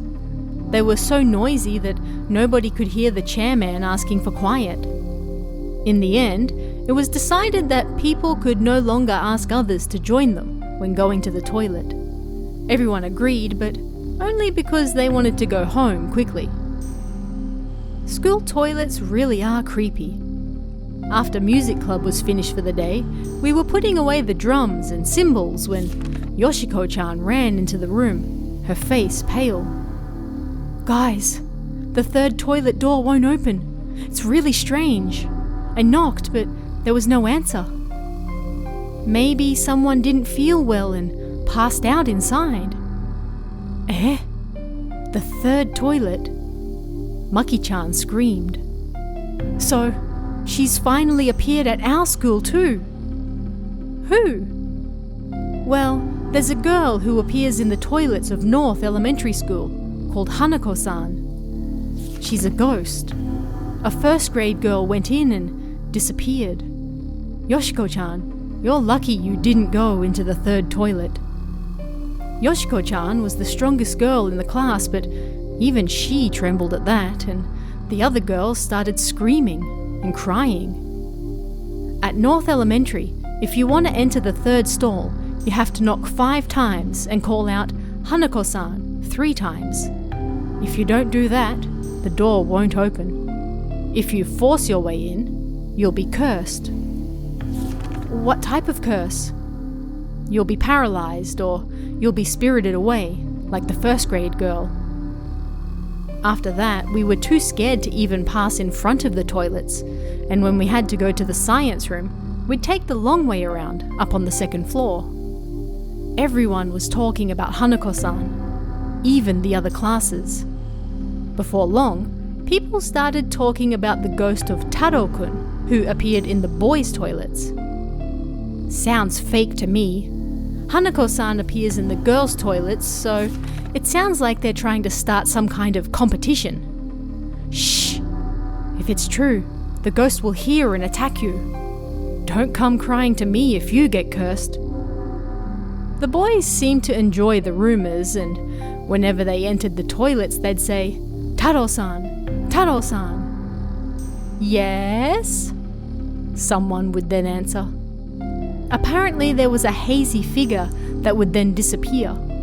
But that wasn't all. Before long, a young female ghost by the name of Yamiko-san appeared too. I ran into her when I went to the toilets the other day. A woman came in holding a baby. "I'm sorry, could you hold her for me?" she said, handing me the baby and closing the door. I thought she had to be a mother watching an open day lesson, so I took the baby. The baby was chubby and cute. I loved babies, so I fawned over her. There, who's a good girl?" Yet the baby started to get heavier and heavier. My hands hurt. I wanted to give the baby back, fearing I couldn't hold her up alone any longer. But the woman wouldn't come out. Come on. This was why I didn't want to go to the toilet alone. Class was about to start. Come on. Please come out by the time I count to 10. 1, 2, 3, 4. I started counting in a loud voice. The baby got heavier and heavier with each number. 5, 6, 7, 8, 9, 10. When I finished counting to 10, the baby was too heavy to hold. I put the baby down and ran. That has to be Yamiko-chan, Maki-chan said. Eh? The baby got heavier and heavier. Yeah. Did the woman count inside the toilet? If it was Yamiko-san, she would have. No, only I did. No way! Oh, how scary. And nothing happened? You've got to be cursed now. Huh? What should I do? I clung to Maki-chan. I'm not cursed or anything now, but school toilets sure are creepy. Red paper, blue paper. Coulter started the 3rd grade. As he did, his classroom moved to the 2nd floor. The students also changed, and he made new friends. I'm a big boy now, he thought. But there was one thing that bothered him. There was a rumor that a ghost appeared in the toilets that the 3rd and 4th graders used. Coulter didn't like ghosts. Still, on the first day of 3rd grade, he needed to use the toilet when it was time to go home. He was embarrassed, but he asked his good friend Yakkun about it. Have you ever gone number 2 in the 2nd floor toilets? No. Why? Don't laugh, okay? Just say it. You're talking about the ghost, right?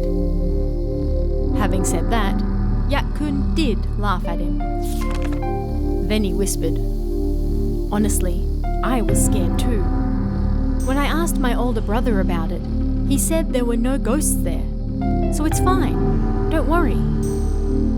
Relieved, Kota went to the toilet, but he was surprised when he entered.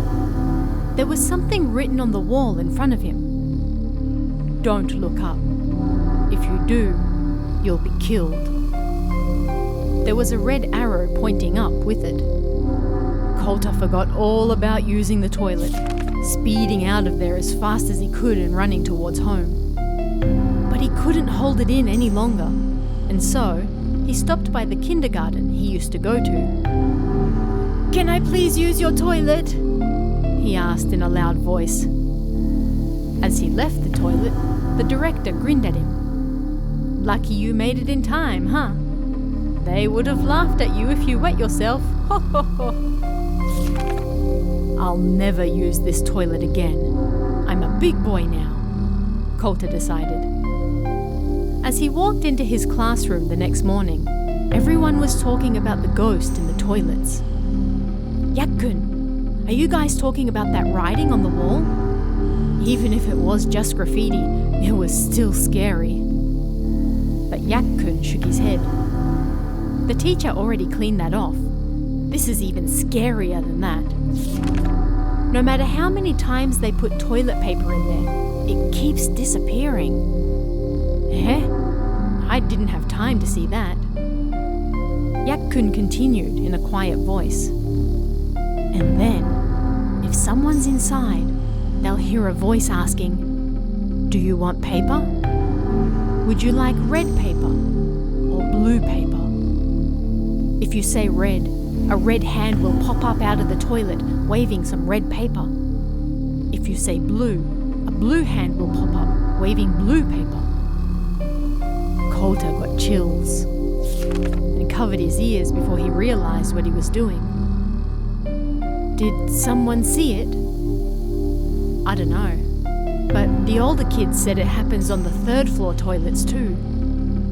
No way! And you're okay with that?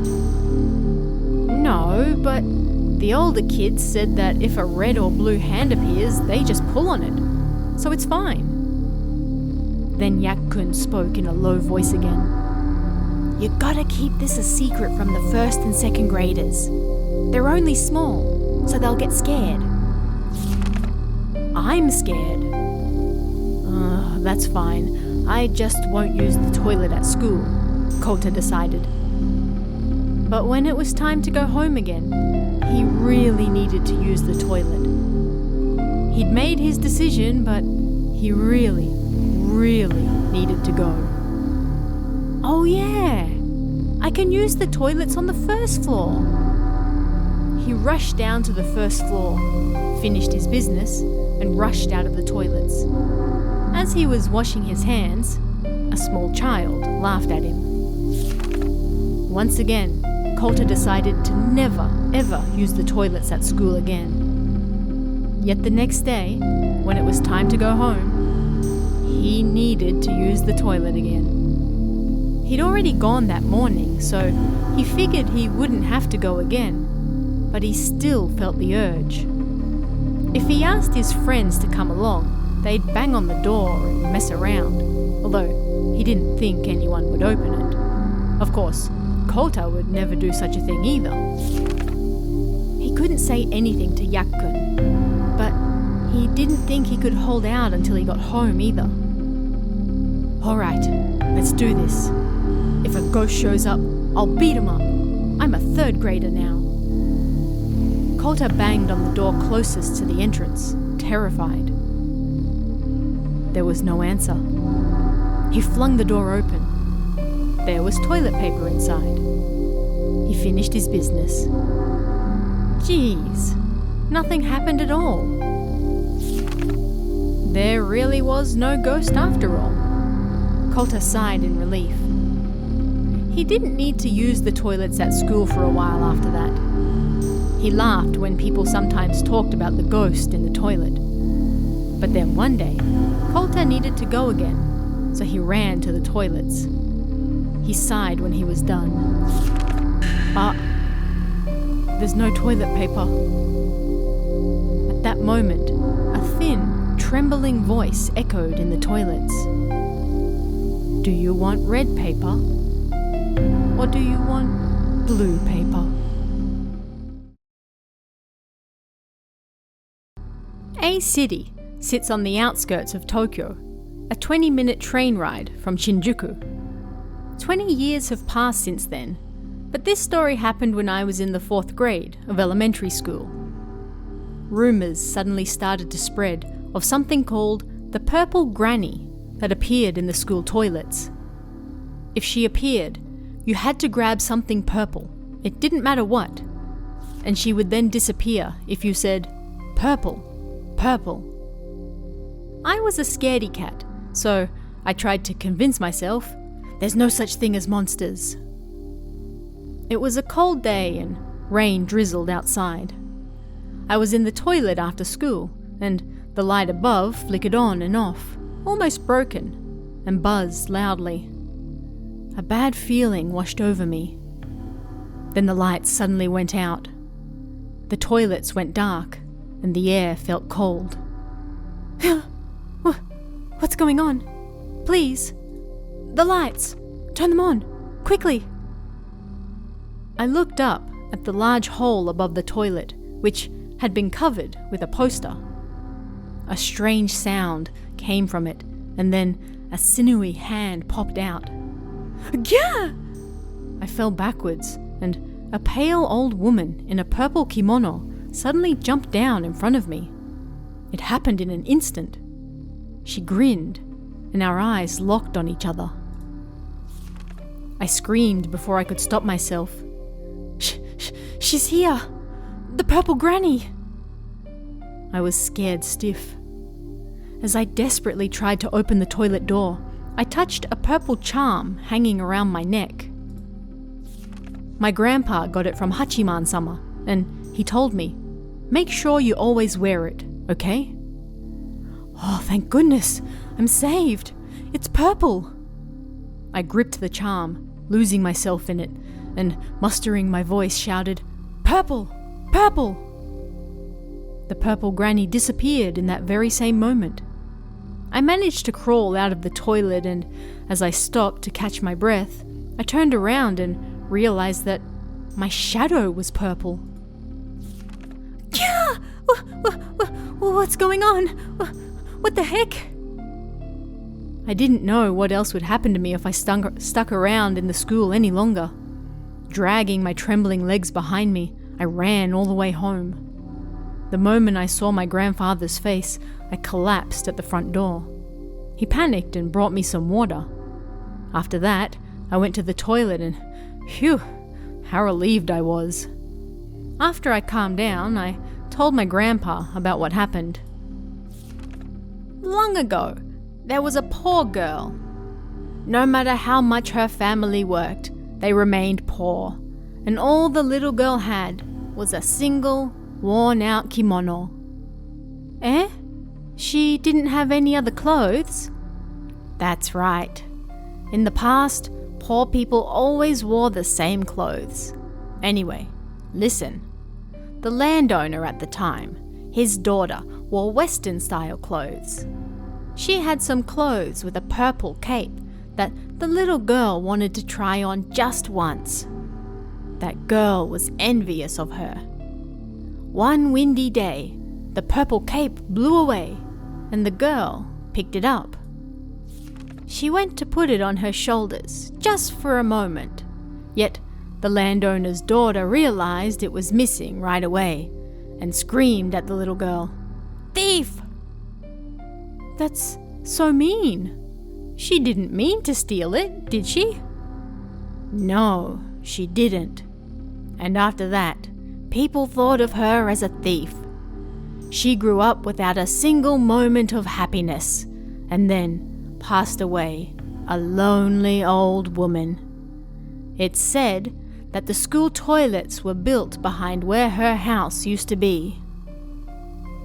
Because I gripped the purple charm and said, "Purple, purple," the Purple Granny's resentment disappeared. I don't know whether she was able to move on or not though, but after that day, not a single person saw her again. And on that note, are you sure that your school toilets are safe as well?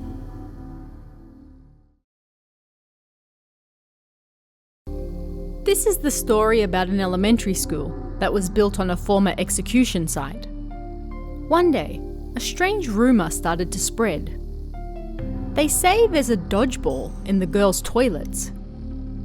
The school toilets weren't yet flush toilets at the time. Each toilet was separate, but they all connected in the same place. It's not a very pleasant story, but students feared that they might fall in. And of course, if a dodgeball was in those toilets, you would definitely see it. Had someone carelessly dropped it in there? But who on earth would go into the toilets carelessly holding a ball that big? At any rate, the story captivated the children. Rumours beget more rumours, and the curious girls apparently went to check it out for themselves. There it is! It's really there! I can see something round in there. No way. I went too, but I didn't see anything. The girls went into an uproar. Yet, some girls could see it, while others couldn't. It was quite strange. One rainy day, there was a mischievous girl who had yet to see the ball for herself. It was raining, so she was bored and couldn't play outside. After class ended and it was time to go home, she remembered the story of the ball. She didn't need to go to the toilet, but she stopped by anyway. It was awfully quiet compared to lunchtime. I shouldn't have come here by myself. I should go, she thought. But she succumbed to her curiosity. She opened the closest door and looked into the toilet. It was the same as always. She could see murky water, but not much else. She checked the second, and then the third toilets as well. Geez, there's nothing here. How boring. Disappointed, she went into the fourth stall and looked down. Then, she saw it. Finally. Somewhat moved, she stared into the filth. But is it really a dodgeball? It looks bigger than that. At that very moment, the thing seemed to move. Cha! It moved again. It seemed to sink down into the water, then pop back up again. Yeah! The girl ran out of the toilets. It had definitely moved, but she couldn't believe her own eyes. Once she calmed down, she gently opened the toilet door again. As she did, a bluish-black boy's head popped out of the toilet and glared at her.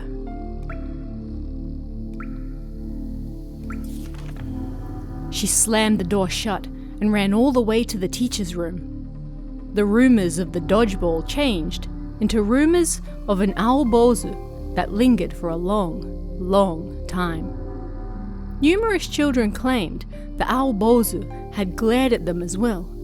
So much so that, for a while, a teacher had to accompany them whenever they went to the toilets. Finally, when the school switched to flush toilets, rumours of the Aobozu disappeared. White hand, red hand. One day, the 5th grader Mitsuko went to the toilet, but then she never returned. Class started, but still.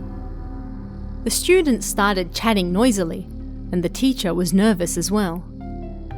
Do you know which toilets Mitsuko-san went to? The teacher asked, but nobody knew. Then everyone in the class suggested that they go find her. You guys go and check the east toilets on the 1st floor. You go and check the 2nd floor. Make sure you knock on the door first. If there's no response, then try opening it. If there is, then you should know Mitsuko's voice. I don't think she'll be in the boys' toilets, but I want you to check them as well, please. Okay, got it. The children split up into groups and searched the 1st and 2nd floor toilets. Knock knock. Knock knock. Creak. Bang. Miss, she wasn't where I checked, the report came back. But then someone from the north toilet said, Miss, there was only one stall that didn't reply, but we couldn't get the door open. That's the only place we're not sure of. In the whole school, there was only one stall that they couldn't confirm was empty or not. The teacher and students went to check it together. Knock knock. There was no reply, and the door wouldn't open. Someone go and call the janitor. The janitor arrived and broke open the door. Ah! Mitsuko! Mitsuko was lying unconscious on the floor, her face blue. The teacher looked more terrified than the children had ever seen before. Everyone, return to the classroom and do some self-study, she said, picking Mitsuko up in a panic and running to the nurse's office. A short while later, and after gathering all the information together, this is what went down. She was taken to the nurse's office and given some smelling salts. Mitsuko finally woke up, but all she would say was, white hand, red hand. They called her mother, who then came to the school, and by that time she had finally calmed down. Her mother took her home and asked her about what happened.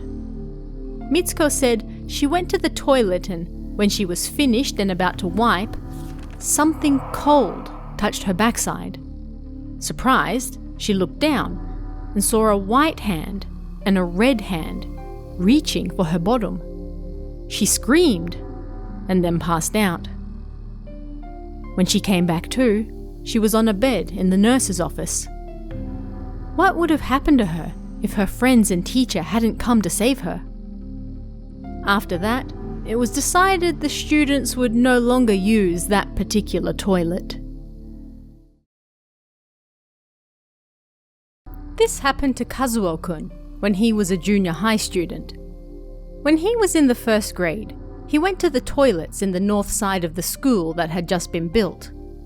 He opened the door as he was about to leave, and suddenly he heard a voice calling out to him from behind. Hey! Huh? Panicking, he turned around and the door slammed shut behind him.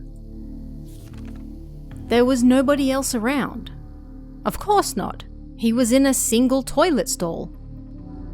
I'm so stupid, he muttered to himself, but when he went to open the door again, it felt rather heavy. That's strange. It wasn't like this before, he thought, and pushed harder. Hey! Hey! He let go before he could stop himself, and the door slammed shut again. He nervously looked around, but he couldn't see anything out of the ordinary. There wasn't even any graffiti or holes in the walls. It was newly built, after all. Maybe someone was peeking at him from above. He looked up at the ceiling, but there was nothing strange there either. I must be imagining things, but I really did hear it so clearly. Oh well, best to get out of here. He grabbed the door, but it was unbelievably heavy. It was even heavier than before, like someone was leaning against it from the other side. He pushed against it with all his might, and when it finally opened, he clearly heard a voice. Hey, are you just going to leave me here? The voice was low, but he clearly heard it. His heart felt like it was going to implode, and Kazuo-kun squeezed his eyes shut. But there was no further sound after that, and finally, he opened his eyes. The moment he let go of the door, it closed. There really was nobody else around, but at about eye level on the wall in front of him, there was a red dot about the size of a thumb. It looked red, like blood. Eh? Was this here before? He pressed his face closer to the wall to look at it, but then suddenly, that red stain suddenly spread out, expanding to roughly the size of his palm. This round shape expanded in front of him, forming eyes, a nose, and a mouth. It turned into a human face, and then from its neck it expanded downwards, turning into a boy with arms and legs. This dark red bloody boy reached out with both hands for Kazuo-kun's face and said, "Take me with you!" Surprised, Kazuo-kun fell backwards into the wall and then passed out. Something is whistling, he thought, and when he opened his eyes, he was lying in a graveyard. He was lying in front of an unnamed grave behind the school. He had no idea how he got there. Not to mention, there was a large fence separating the school from the graveyard. Plus, there wasn't a single friend who saw him leave the toilets either. Apparently, the unnamed grave was that of a person who was killed. They moved the graves to build the new school building, but apparently, where the toilets now stood, had once been where those graves were.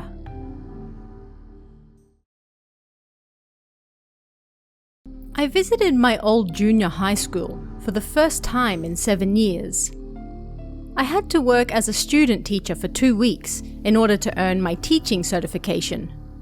But to be honest, I didn't really want to go there. I wanted to work at some other school, but they were all full with their own graduated students, and so they turned me away. And if I didn't get this teaching experience, then I wouldn't get the credits I needed. And so I had no choice but to do it at my former junior high. This weighed on me as I walked through the front gates. The stains on the walls, the graffiti on the desks, the long halls, all of it was the same as 7 years prior. Not a single thing had changed. It didn't make me feel nostalgic. Rather, it shocked me. When I was done meeting everyone in the staff room, I made my way towards the gym so I could greet the students at the morning assembly. And beside that gym was that toilet. I started slowly walking down the hall. For a long time, I had tried to forget that hall, but the memories of what happened that terrible summer night we slept at the school for a training camp came back to me once more. That was the night of our first camp for the drama club. I woke up during the night because I needed to go to the toilet. I looked at the clock and it said midnight. Our school didn't have facilities for training camps, and so we were sleeping in the same gym that we were using for practice during the day. In order to reach the toilet, I had to pass through the wide open gym and go over to beside the entrance. Ugh. I was a massive scaredy cat. And on top of that, there was a strange rumor at our school. Apparently, there used to be a large mansion owned by a warrior on the land our school now stood on, and it was said that that warrior went crazy and killed several of his own servants. He then secretly buried the bodies, and those graves were beneath where the gym toilets now stood. People said they had seen hitodama in the toilets at night, and some teacher had died a strange death as well. There were all sorts of unpleasant rumors. I remembered these in the darkness, and it made me want to go to the toilet even less. I thought about waking someone up, but everyone was fast asleep thanks to the day's practice. I nervously got up and walked over to the toilets as quietly as I could. There was only a small single light bulb in the toilets, so they were still rather dark. I opened the first door with a creak. Before long, I suddenly heard something. "Shall I dress you in a red vest?" A creepy voice floated in from somewhere. Even after covering my ears, I could still hear it. "Shall I dress you in a red vest? A red vest I burst out of the toilet and ran back to the others. Ma'am, there's something in the toilets. I finally forced the words out. I was covered in sweat and my legs trembled. Be quiet. What are you making a fuss over at this time of night? Our club teacher, Miss Yamamoto, said, her voice sounding annoyed. There was something in the toilet. What? A strange voice. When I went to the toilet, it said, "Shall I dress you in a red vest?" And I was so scared. It was no doubt just someone playing a joke. She counted all the sleeping students. Everyone was there. Looks like everyone is here. I'm telling the truth. There really was something in the toilets. I was about to cry. This caused everyone to wake up, and so it was decided that we would all check out the toilets together.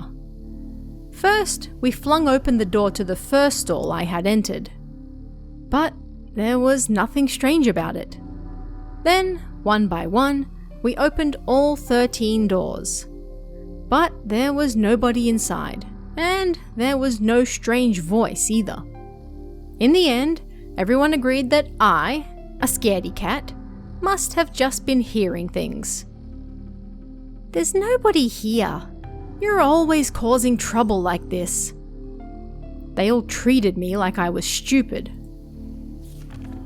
It's scary because you think it will be scary. Next time you hear a voice asking to dress you in a red vest in the toilet, tell it to try. Gosh, don't wake everyone up over something as trivial as this. Miss Yamamoto got angry at me. Everyone went back to bed like nothing had happened, but I couldn't get back to sleep. Right as I started to doze off, I heard the sound of somebody's footsteps. I looked at the clock. It was 2 a.m. I could see Miss Yamamoto's back in the dim light. She must be going to the toilet, I thought. I turned over, closed my eyes, and then fell asleep. The next morning, "Come quickly! It's Miss Yamamoto!" We all rushed over to the toilets and found Miss Yamamoto covered in blood. She was dead. The blood covering her happened to look just like a red vest. After that, the toilets were boarded up and forbidden to use. I wonder if she answered the voice in the toilet that night, the same way she had told me to. Try it. 7 years had passed since then. What was I so nervous about? I was just about to reach the gym. Ugh. Suddenly, my stomach started to hurt. Things started to get dark. I rushed into the toilets. It was then that I realized something. I was in the very first stall. Roughly 50 years ago, Japan was at war with China and the US. Gradually, Japan's defeat came into sight. The Americans dropped a bomb on one of our large cities, causing factories, houses, and so on to be burnt and destroyed. And so, in order to evacuate school children to safety, their teachers took them to a safer location. Shizue and her fellow 4th graders from Tokyo were also evacuated to a temple in T Village, Yamagata Prefecture. It was so sudden that the villagers were in disarray. Even just walking around the village to collect bedding for the children was terribly difficult. There weren't enough washrooms for the children to even wash their faces, so they had to clean themselves in the small river at the bottom of the temple. A hastily built toilet was also assembled for them in the bamboo grove by the temple. Even without wind, the bamboo swayed. Simply walking through the bamboo caused it to rustle, and in the darkness, it was quite creepy. At nighttime, it was so terrifying that the children couldn't walk through it alone. That was why Shizue decided she would go with her friend, Fumiko. Fumiko was a kind child. However, she was a tiny girl and nothing but skin and bones, so she often succumbed to stomach aches and colds. And so, the boys would often tease her, calling out, "Hey, you spoilt beansprout, tread carefully." Every time they did, Fumiko cried. The evacuated children were always hungry. They only received staples, such as rice porridge and flour dumplings, so their hunger was never sated. And so, some of the girls asked their parents in Tokyo to send them a small beanbag ball. Inside that, they would put rice and soybeans that had been soaked in soy sauce. The teachers would confiscate any food, but because the beanbag was a toy, they would hand it straight to the children. When a package arrived from Tokyo and was full of beanbags, the children were overjoyed. They hid and ate the rice and soybeans inside. One night, as autumn approached, "Shizue-chan, wake up. I need to go to the toilet." Fumiko woke Shizue up. They held hands and entered the bamboo grove. It swayed side to side and made a creepy noise as it did so. As she stood before the toilet, Fumiko took a small beanbag like a polka dot out of her bag. "Here, you can have this. I got it just today." She placed it on Shizue's open palm. Judging by the texture, there were soybeans inside.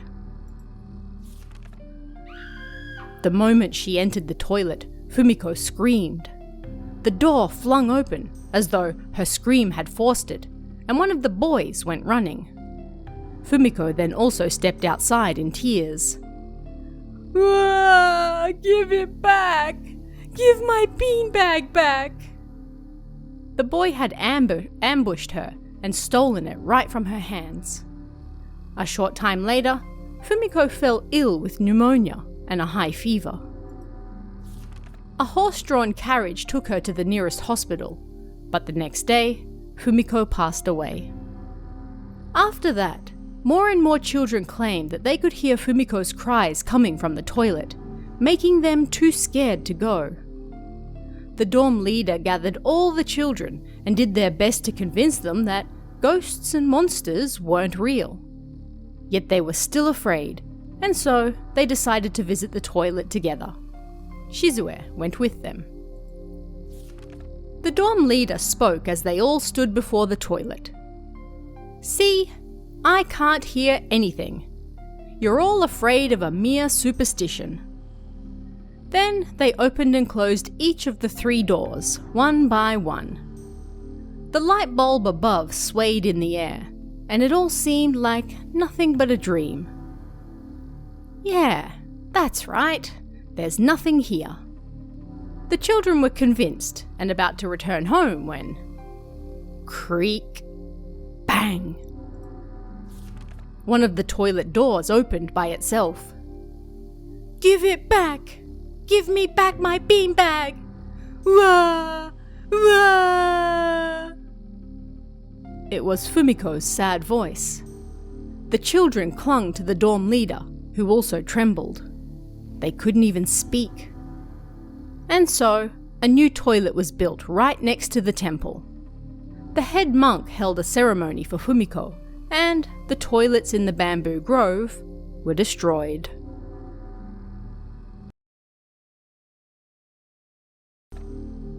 The toilet with bright red water. These days, most schools hire a company that specializes in security to patrol and prevent crime. Hanako-san worked for one of these companies, and he was stationed at a school in Chiba. Although he had to follow a set course through the school, there was no set time to do this, and he only had to do it 3 times a night. One night, as he was on his first patrol for the night, he went up to the 2nd floor. He noticed the lights in the girls' toilets at the end of the hall were on. There was no way that any of the female students would be at the school at this hour. Thinking someone must have forgotten to turn the lights off, he walked over just in case. "Hello? Anyone here?" he called out, but there was no reply. "Is anyone here?" he called out again, but still there was no reply. He was relieved that someone had simply forgotten to turn off the light, so he turned it off himself. But 3 hours later, as he did his second round for the night, he was dumbfounded. The lights in the girls' toilets at the end of the hall were on again, even though he had definitely turned them off. Something didn't feel right, and, without thinking, he clutched the baton by his hip as he approached the toilet. But of course, nobody was there. Just in case, he called out anyway. "Is there anyone in here?" There was no response. "If not, I'm going to turn the lights off." More silence. He couldn't sense anyone inside either. But just as he was about to turn the lights off, he thought he should check inside the stalls, just in case. He started from the first of 5 doors on the right, knocking on the door. There was no sound inside. He knocked on the second door. Nothing. He opened it, and there was nobody inside. He knocked on the third door and reached for the handle, but then he heard a small noise, like a rattle or a click, coming from inside. "Ah, somebody must be in there," he thought, and went to let go, but then the door opened. Inside was empty. However, the moment he sighed in relief, the water in the toilet started to flush. But that water, it was bright red, like blood. Hanako-san fled from the toilets, leaving everything open. On his third round for the night, he couldn't bring himself to go up to the second floor, so he ignored it. Still, he couldn't get the situation out of his head, so as morning came, he went up again to check it out. The lights were off, and the door closed. He flushed the toilet, and it was like that red water had never been there to begin with. But even after that, there were times where the lights were suddenly on in the second floor toilets. As long as they were left alone, they would be off in the morning. But if you checked the third stall when the lights were on, then red water would fill the toilet. Nobody knew why, and nothing ever happened during the day either. But apparently the girls, and the girls alone, knew why. There were rumors of a girl passed out on the ground in the toilets during the summer holidays. Apparently, it was because she lost a lot of blood. "I heard you can hear a baby's cries in there." Apparently, someone heard her asking for her baby back. Either way, she definitely had some reason to be hanging around, and they refused to use the toilets during the day as well. Clock thief. There was a school skilled in baseball that sat between the mountains of Hyogo Prefecture. This school always made it to the semi-finals of the prefectural school tournament, and several decades earlier had even made it to the much-desired Koshien competition. This school was built during the Taisho era, and on the outskirts of the school grounds, there was an old 2-story building made of cedar. It was, at present, used by the baseball club for their training camps, but the roof was falling apart, and the walls were a mess of patchwork as well. At night, the only light came from a single naked bulb in the dim entranceway, and the students called the building a haunted house. After the May holidays, the tournament that would decide which schools could attend Koshien approached. The baseball club members stayed in the haunted house for camp, practicing each morning until classes started, and each night until they could no longer see the ball. One day, after 6th period ended, the baseball club members were getting changed into their uniforms in the changing room. "Does anyone know what happened to my watch?" the captain Eikun asked casually, looking around at everyone. "Your watch?" his friend asked, and the captain nodded his head. "I tried to find it when I went to bed last night so I could set an alarm, but I couldn't find it anywhere." Come to think of it, B-kun, the team shortstop, said as he tilted his head, I also lost the watch I got as a present when I started high school. You too? B-kun nodded, and the changing room suddenly fell silent. The captain then asked everyone else, Has anyone else lost their watch? Everyone looked at each other, and 2, then 3 people also put their hands up.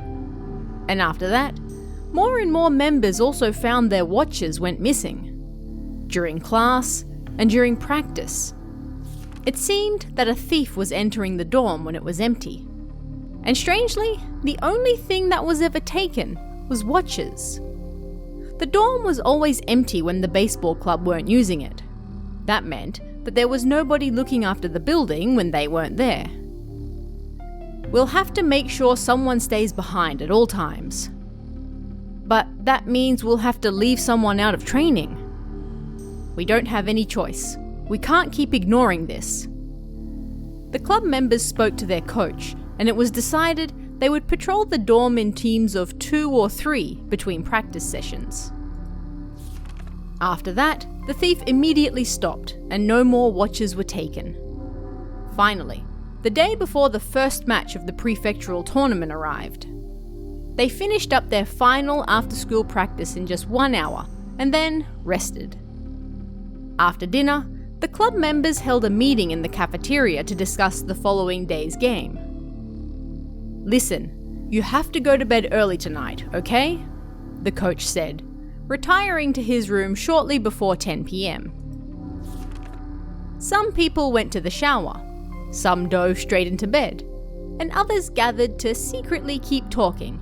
But once it passed 11 p.m, the lights went off in the dorm one by one.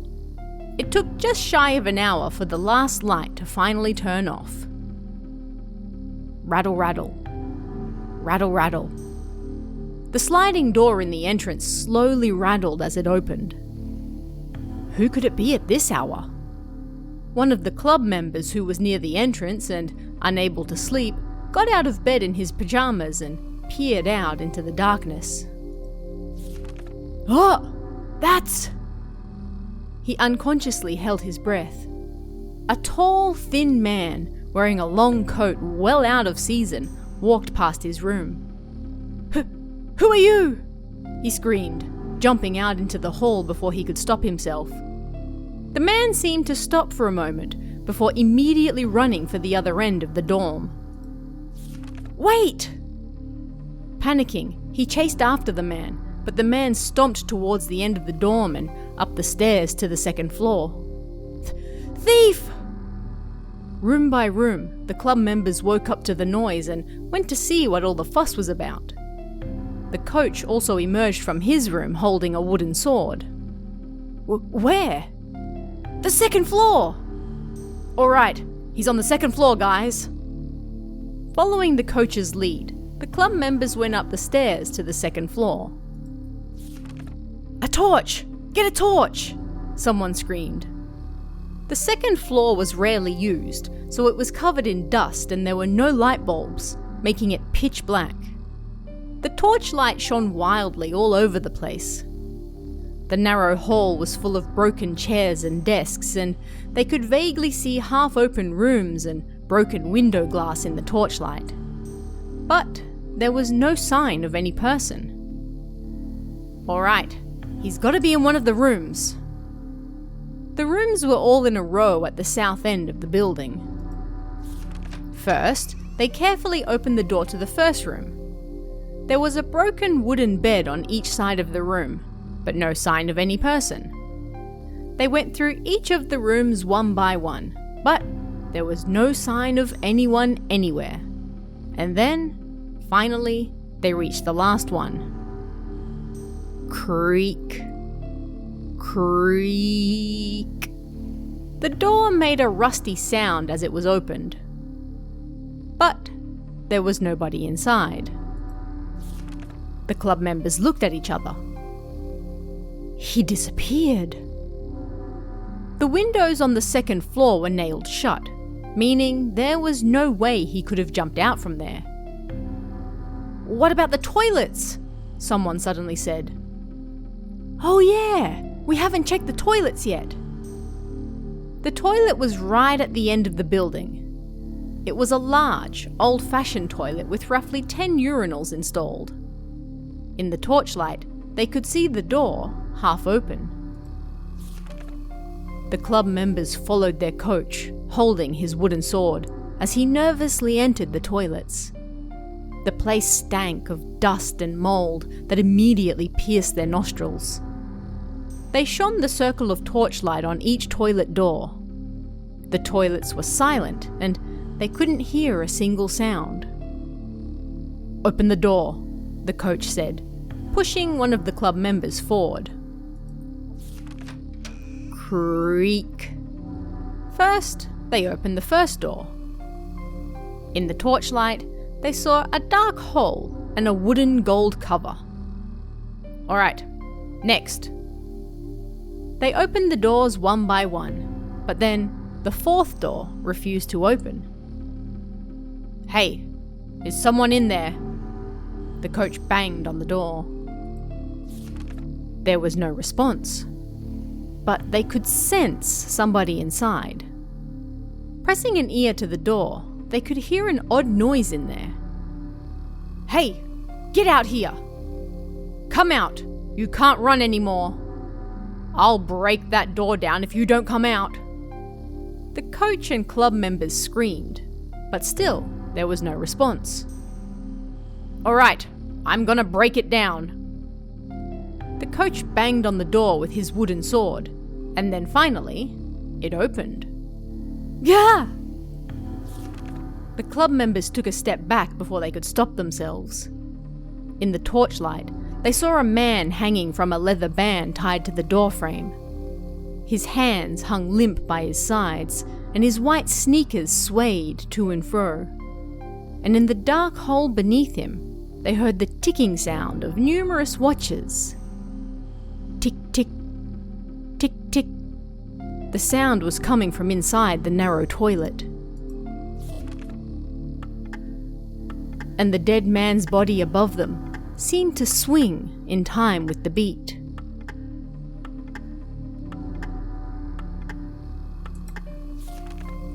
"Call the police!"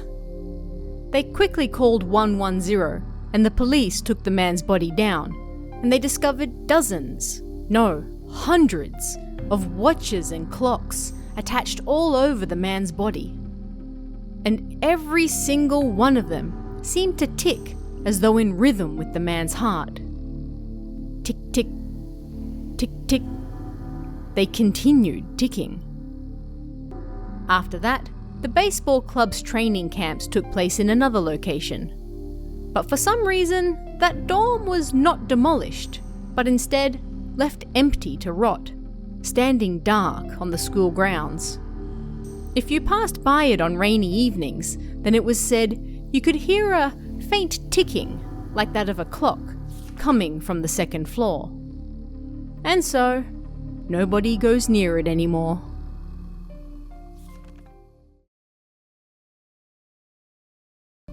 The locked toilet. These days it's a university, but this apparently happened back when the school was a commercial high school. There was a toilet in one of the dorms that was boarded shut with nails. Of the 5 stalls, it was the one at the end. There had to be a reason for it, right? But it had been shut for so long that nobody knew the reason why anymore. One day, a student said, "Hey, do you think we might be able to use that toilet?" Every morning, the toilets were always packed. People were always trying to use them before class started, so it was always busy. "Yeah, if it's broken, we should have them fix it," the other students agreed. And so they told the school they wanted to use that closed toilet. The school quickly opened it back up. Inside, it was nothing but dust. But there was nothing odd about it. And so, from that day, it was open for use. But that night, one of the students went to use that toilet after dinner, but they returned to their room with a strange look on their face. "Hey, that toilet they said we could use today, It won't open. Don't be stupid. No doubt somebody was just inside. No, I knocked and knocked, but nobody replied. There was no way. And so they all went over to check. But, as they said, the door wouldn't open. Not if they pushed, nor if they pulled. And of course, there didn't appear to be anyone inside either. The next day, the students got the school's permission and broke the door down. That's when they realized the door was locked from the inside. There was no window, and nobody inside, so how could it possibly have been locked? Everyone looked at each other. 2 or 3 days after they destroyed the door, a carpenter put in a new one. But that night, as a student tried to go in, once again, the door wouldn't open. There really must have been a reason they boarded it shut then. The students couldn't stop talking about it. Rumors of the toilet quickly spread throughout the school, and there was one person who was especially happy to hear of it. That was a student from the judo club who was especially confident in his own strength. That sounds interesting. All right, I'll go check it out, he said. And straight away that night, he locked himself in the toilet. He hid a match and candle in his pocket. 1 hour, and then 2 hours passed. Nothing happened. He tried to open the door and it opened perfectly fine. But staying still in the dark, narrow toilet was harder than he thought it would be. Even worse, it wasn't a flush toilet. It stank beneath the dark, open hole. Finally, as the night wore on, everything fell quiet. Students stopped coming to the toilets as well. The judo student was so bored that he let out a big yawn. He looked at his watch, and it was almost 1 a.m. I'm usually asleep at this time, he thought, and suddenly he felt tired. And although he knew he shouldn't, at some point he fell asleep. How much time passed? A cold breeze blew up from his feet, and the judo student woke up. Everything around him was pitch black. A blackout? He took the match and candle out of his pocket, but then a cold chill traced up from his neck and around his cheek. Ugh! He shrugged before he could stop himself. He touched his cheek, and it was wet. Something was there. Panicking, he lit the candle and then screamed. Both the match and the candle immediately went out. Red blood was on his hand and his cheek. The judo student tried desperately to flee, but the door wouldn't open. At some point, it had locked. He panicked and panicked, but still it wouldn't open. Fearing he was locked in there, he grew even more terrified. "Someone open up! Help me!" he screamed, barely able to think anymore. He pounded on the door, kicked it, slammed against it with his body like he'd completely lost it. That awful racket woke up the other students. They quickly ran over and pried the door open. The judo student almost crawled out and sat on the floor. Blood, was all he managed to get out. He held his trembling hand up for all to see, but there was nothing on it. Huh? The judo student turned back to look at the stall he just came out of, and the door was once again closed. And no matter how hard they tried to open it again, it refused to budge. A short while later, rumors began to spread around the dorms. A student once hung themselves in that toilet. And after that, the door to that toilet would consistently refuse to open. Huh, so that's why it was boarded shut. And once again, the students grew fearful of that toilet. Before long, more rumors began to spread. I heard someone pried the door open and saw a dead student standing inside. You can hear sounds and somebody crying in that locked toilet. But there was no longer anyone curious enough to enter and find out for themselves. On the contrary, they all avoided it. "Let's have them board that toilet shut again," many of the students from the dorm said. And so, the school boarded the toilet shut again. And even now, there's still a toilet in that university that is sealed shut.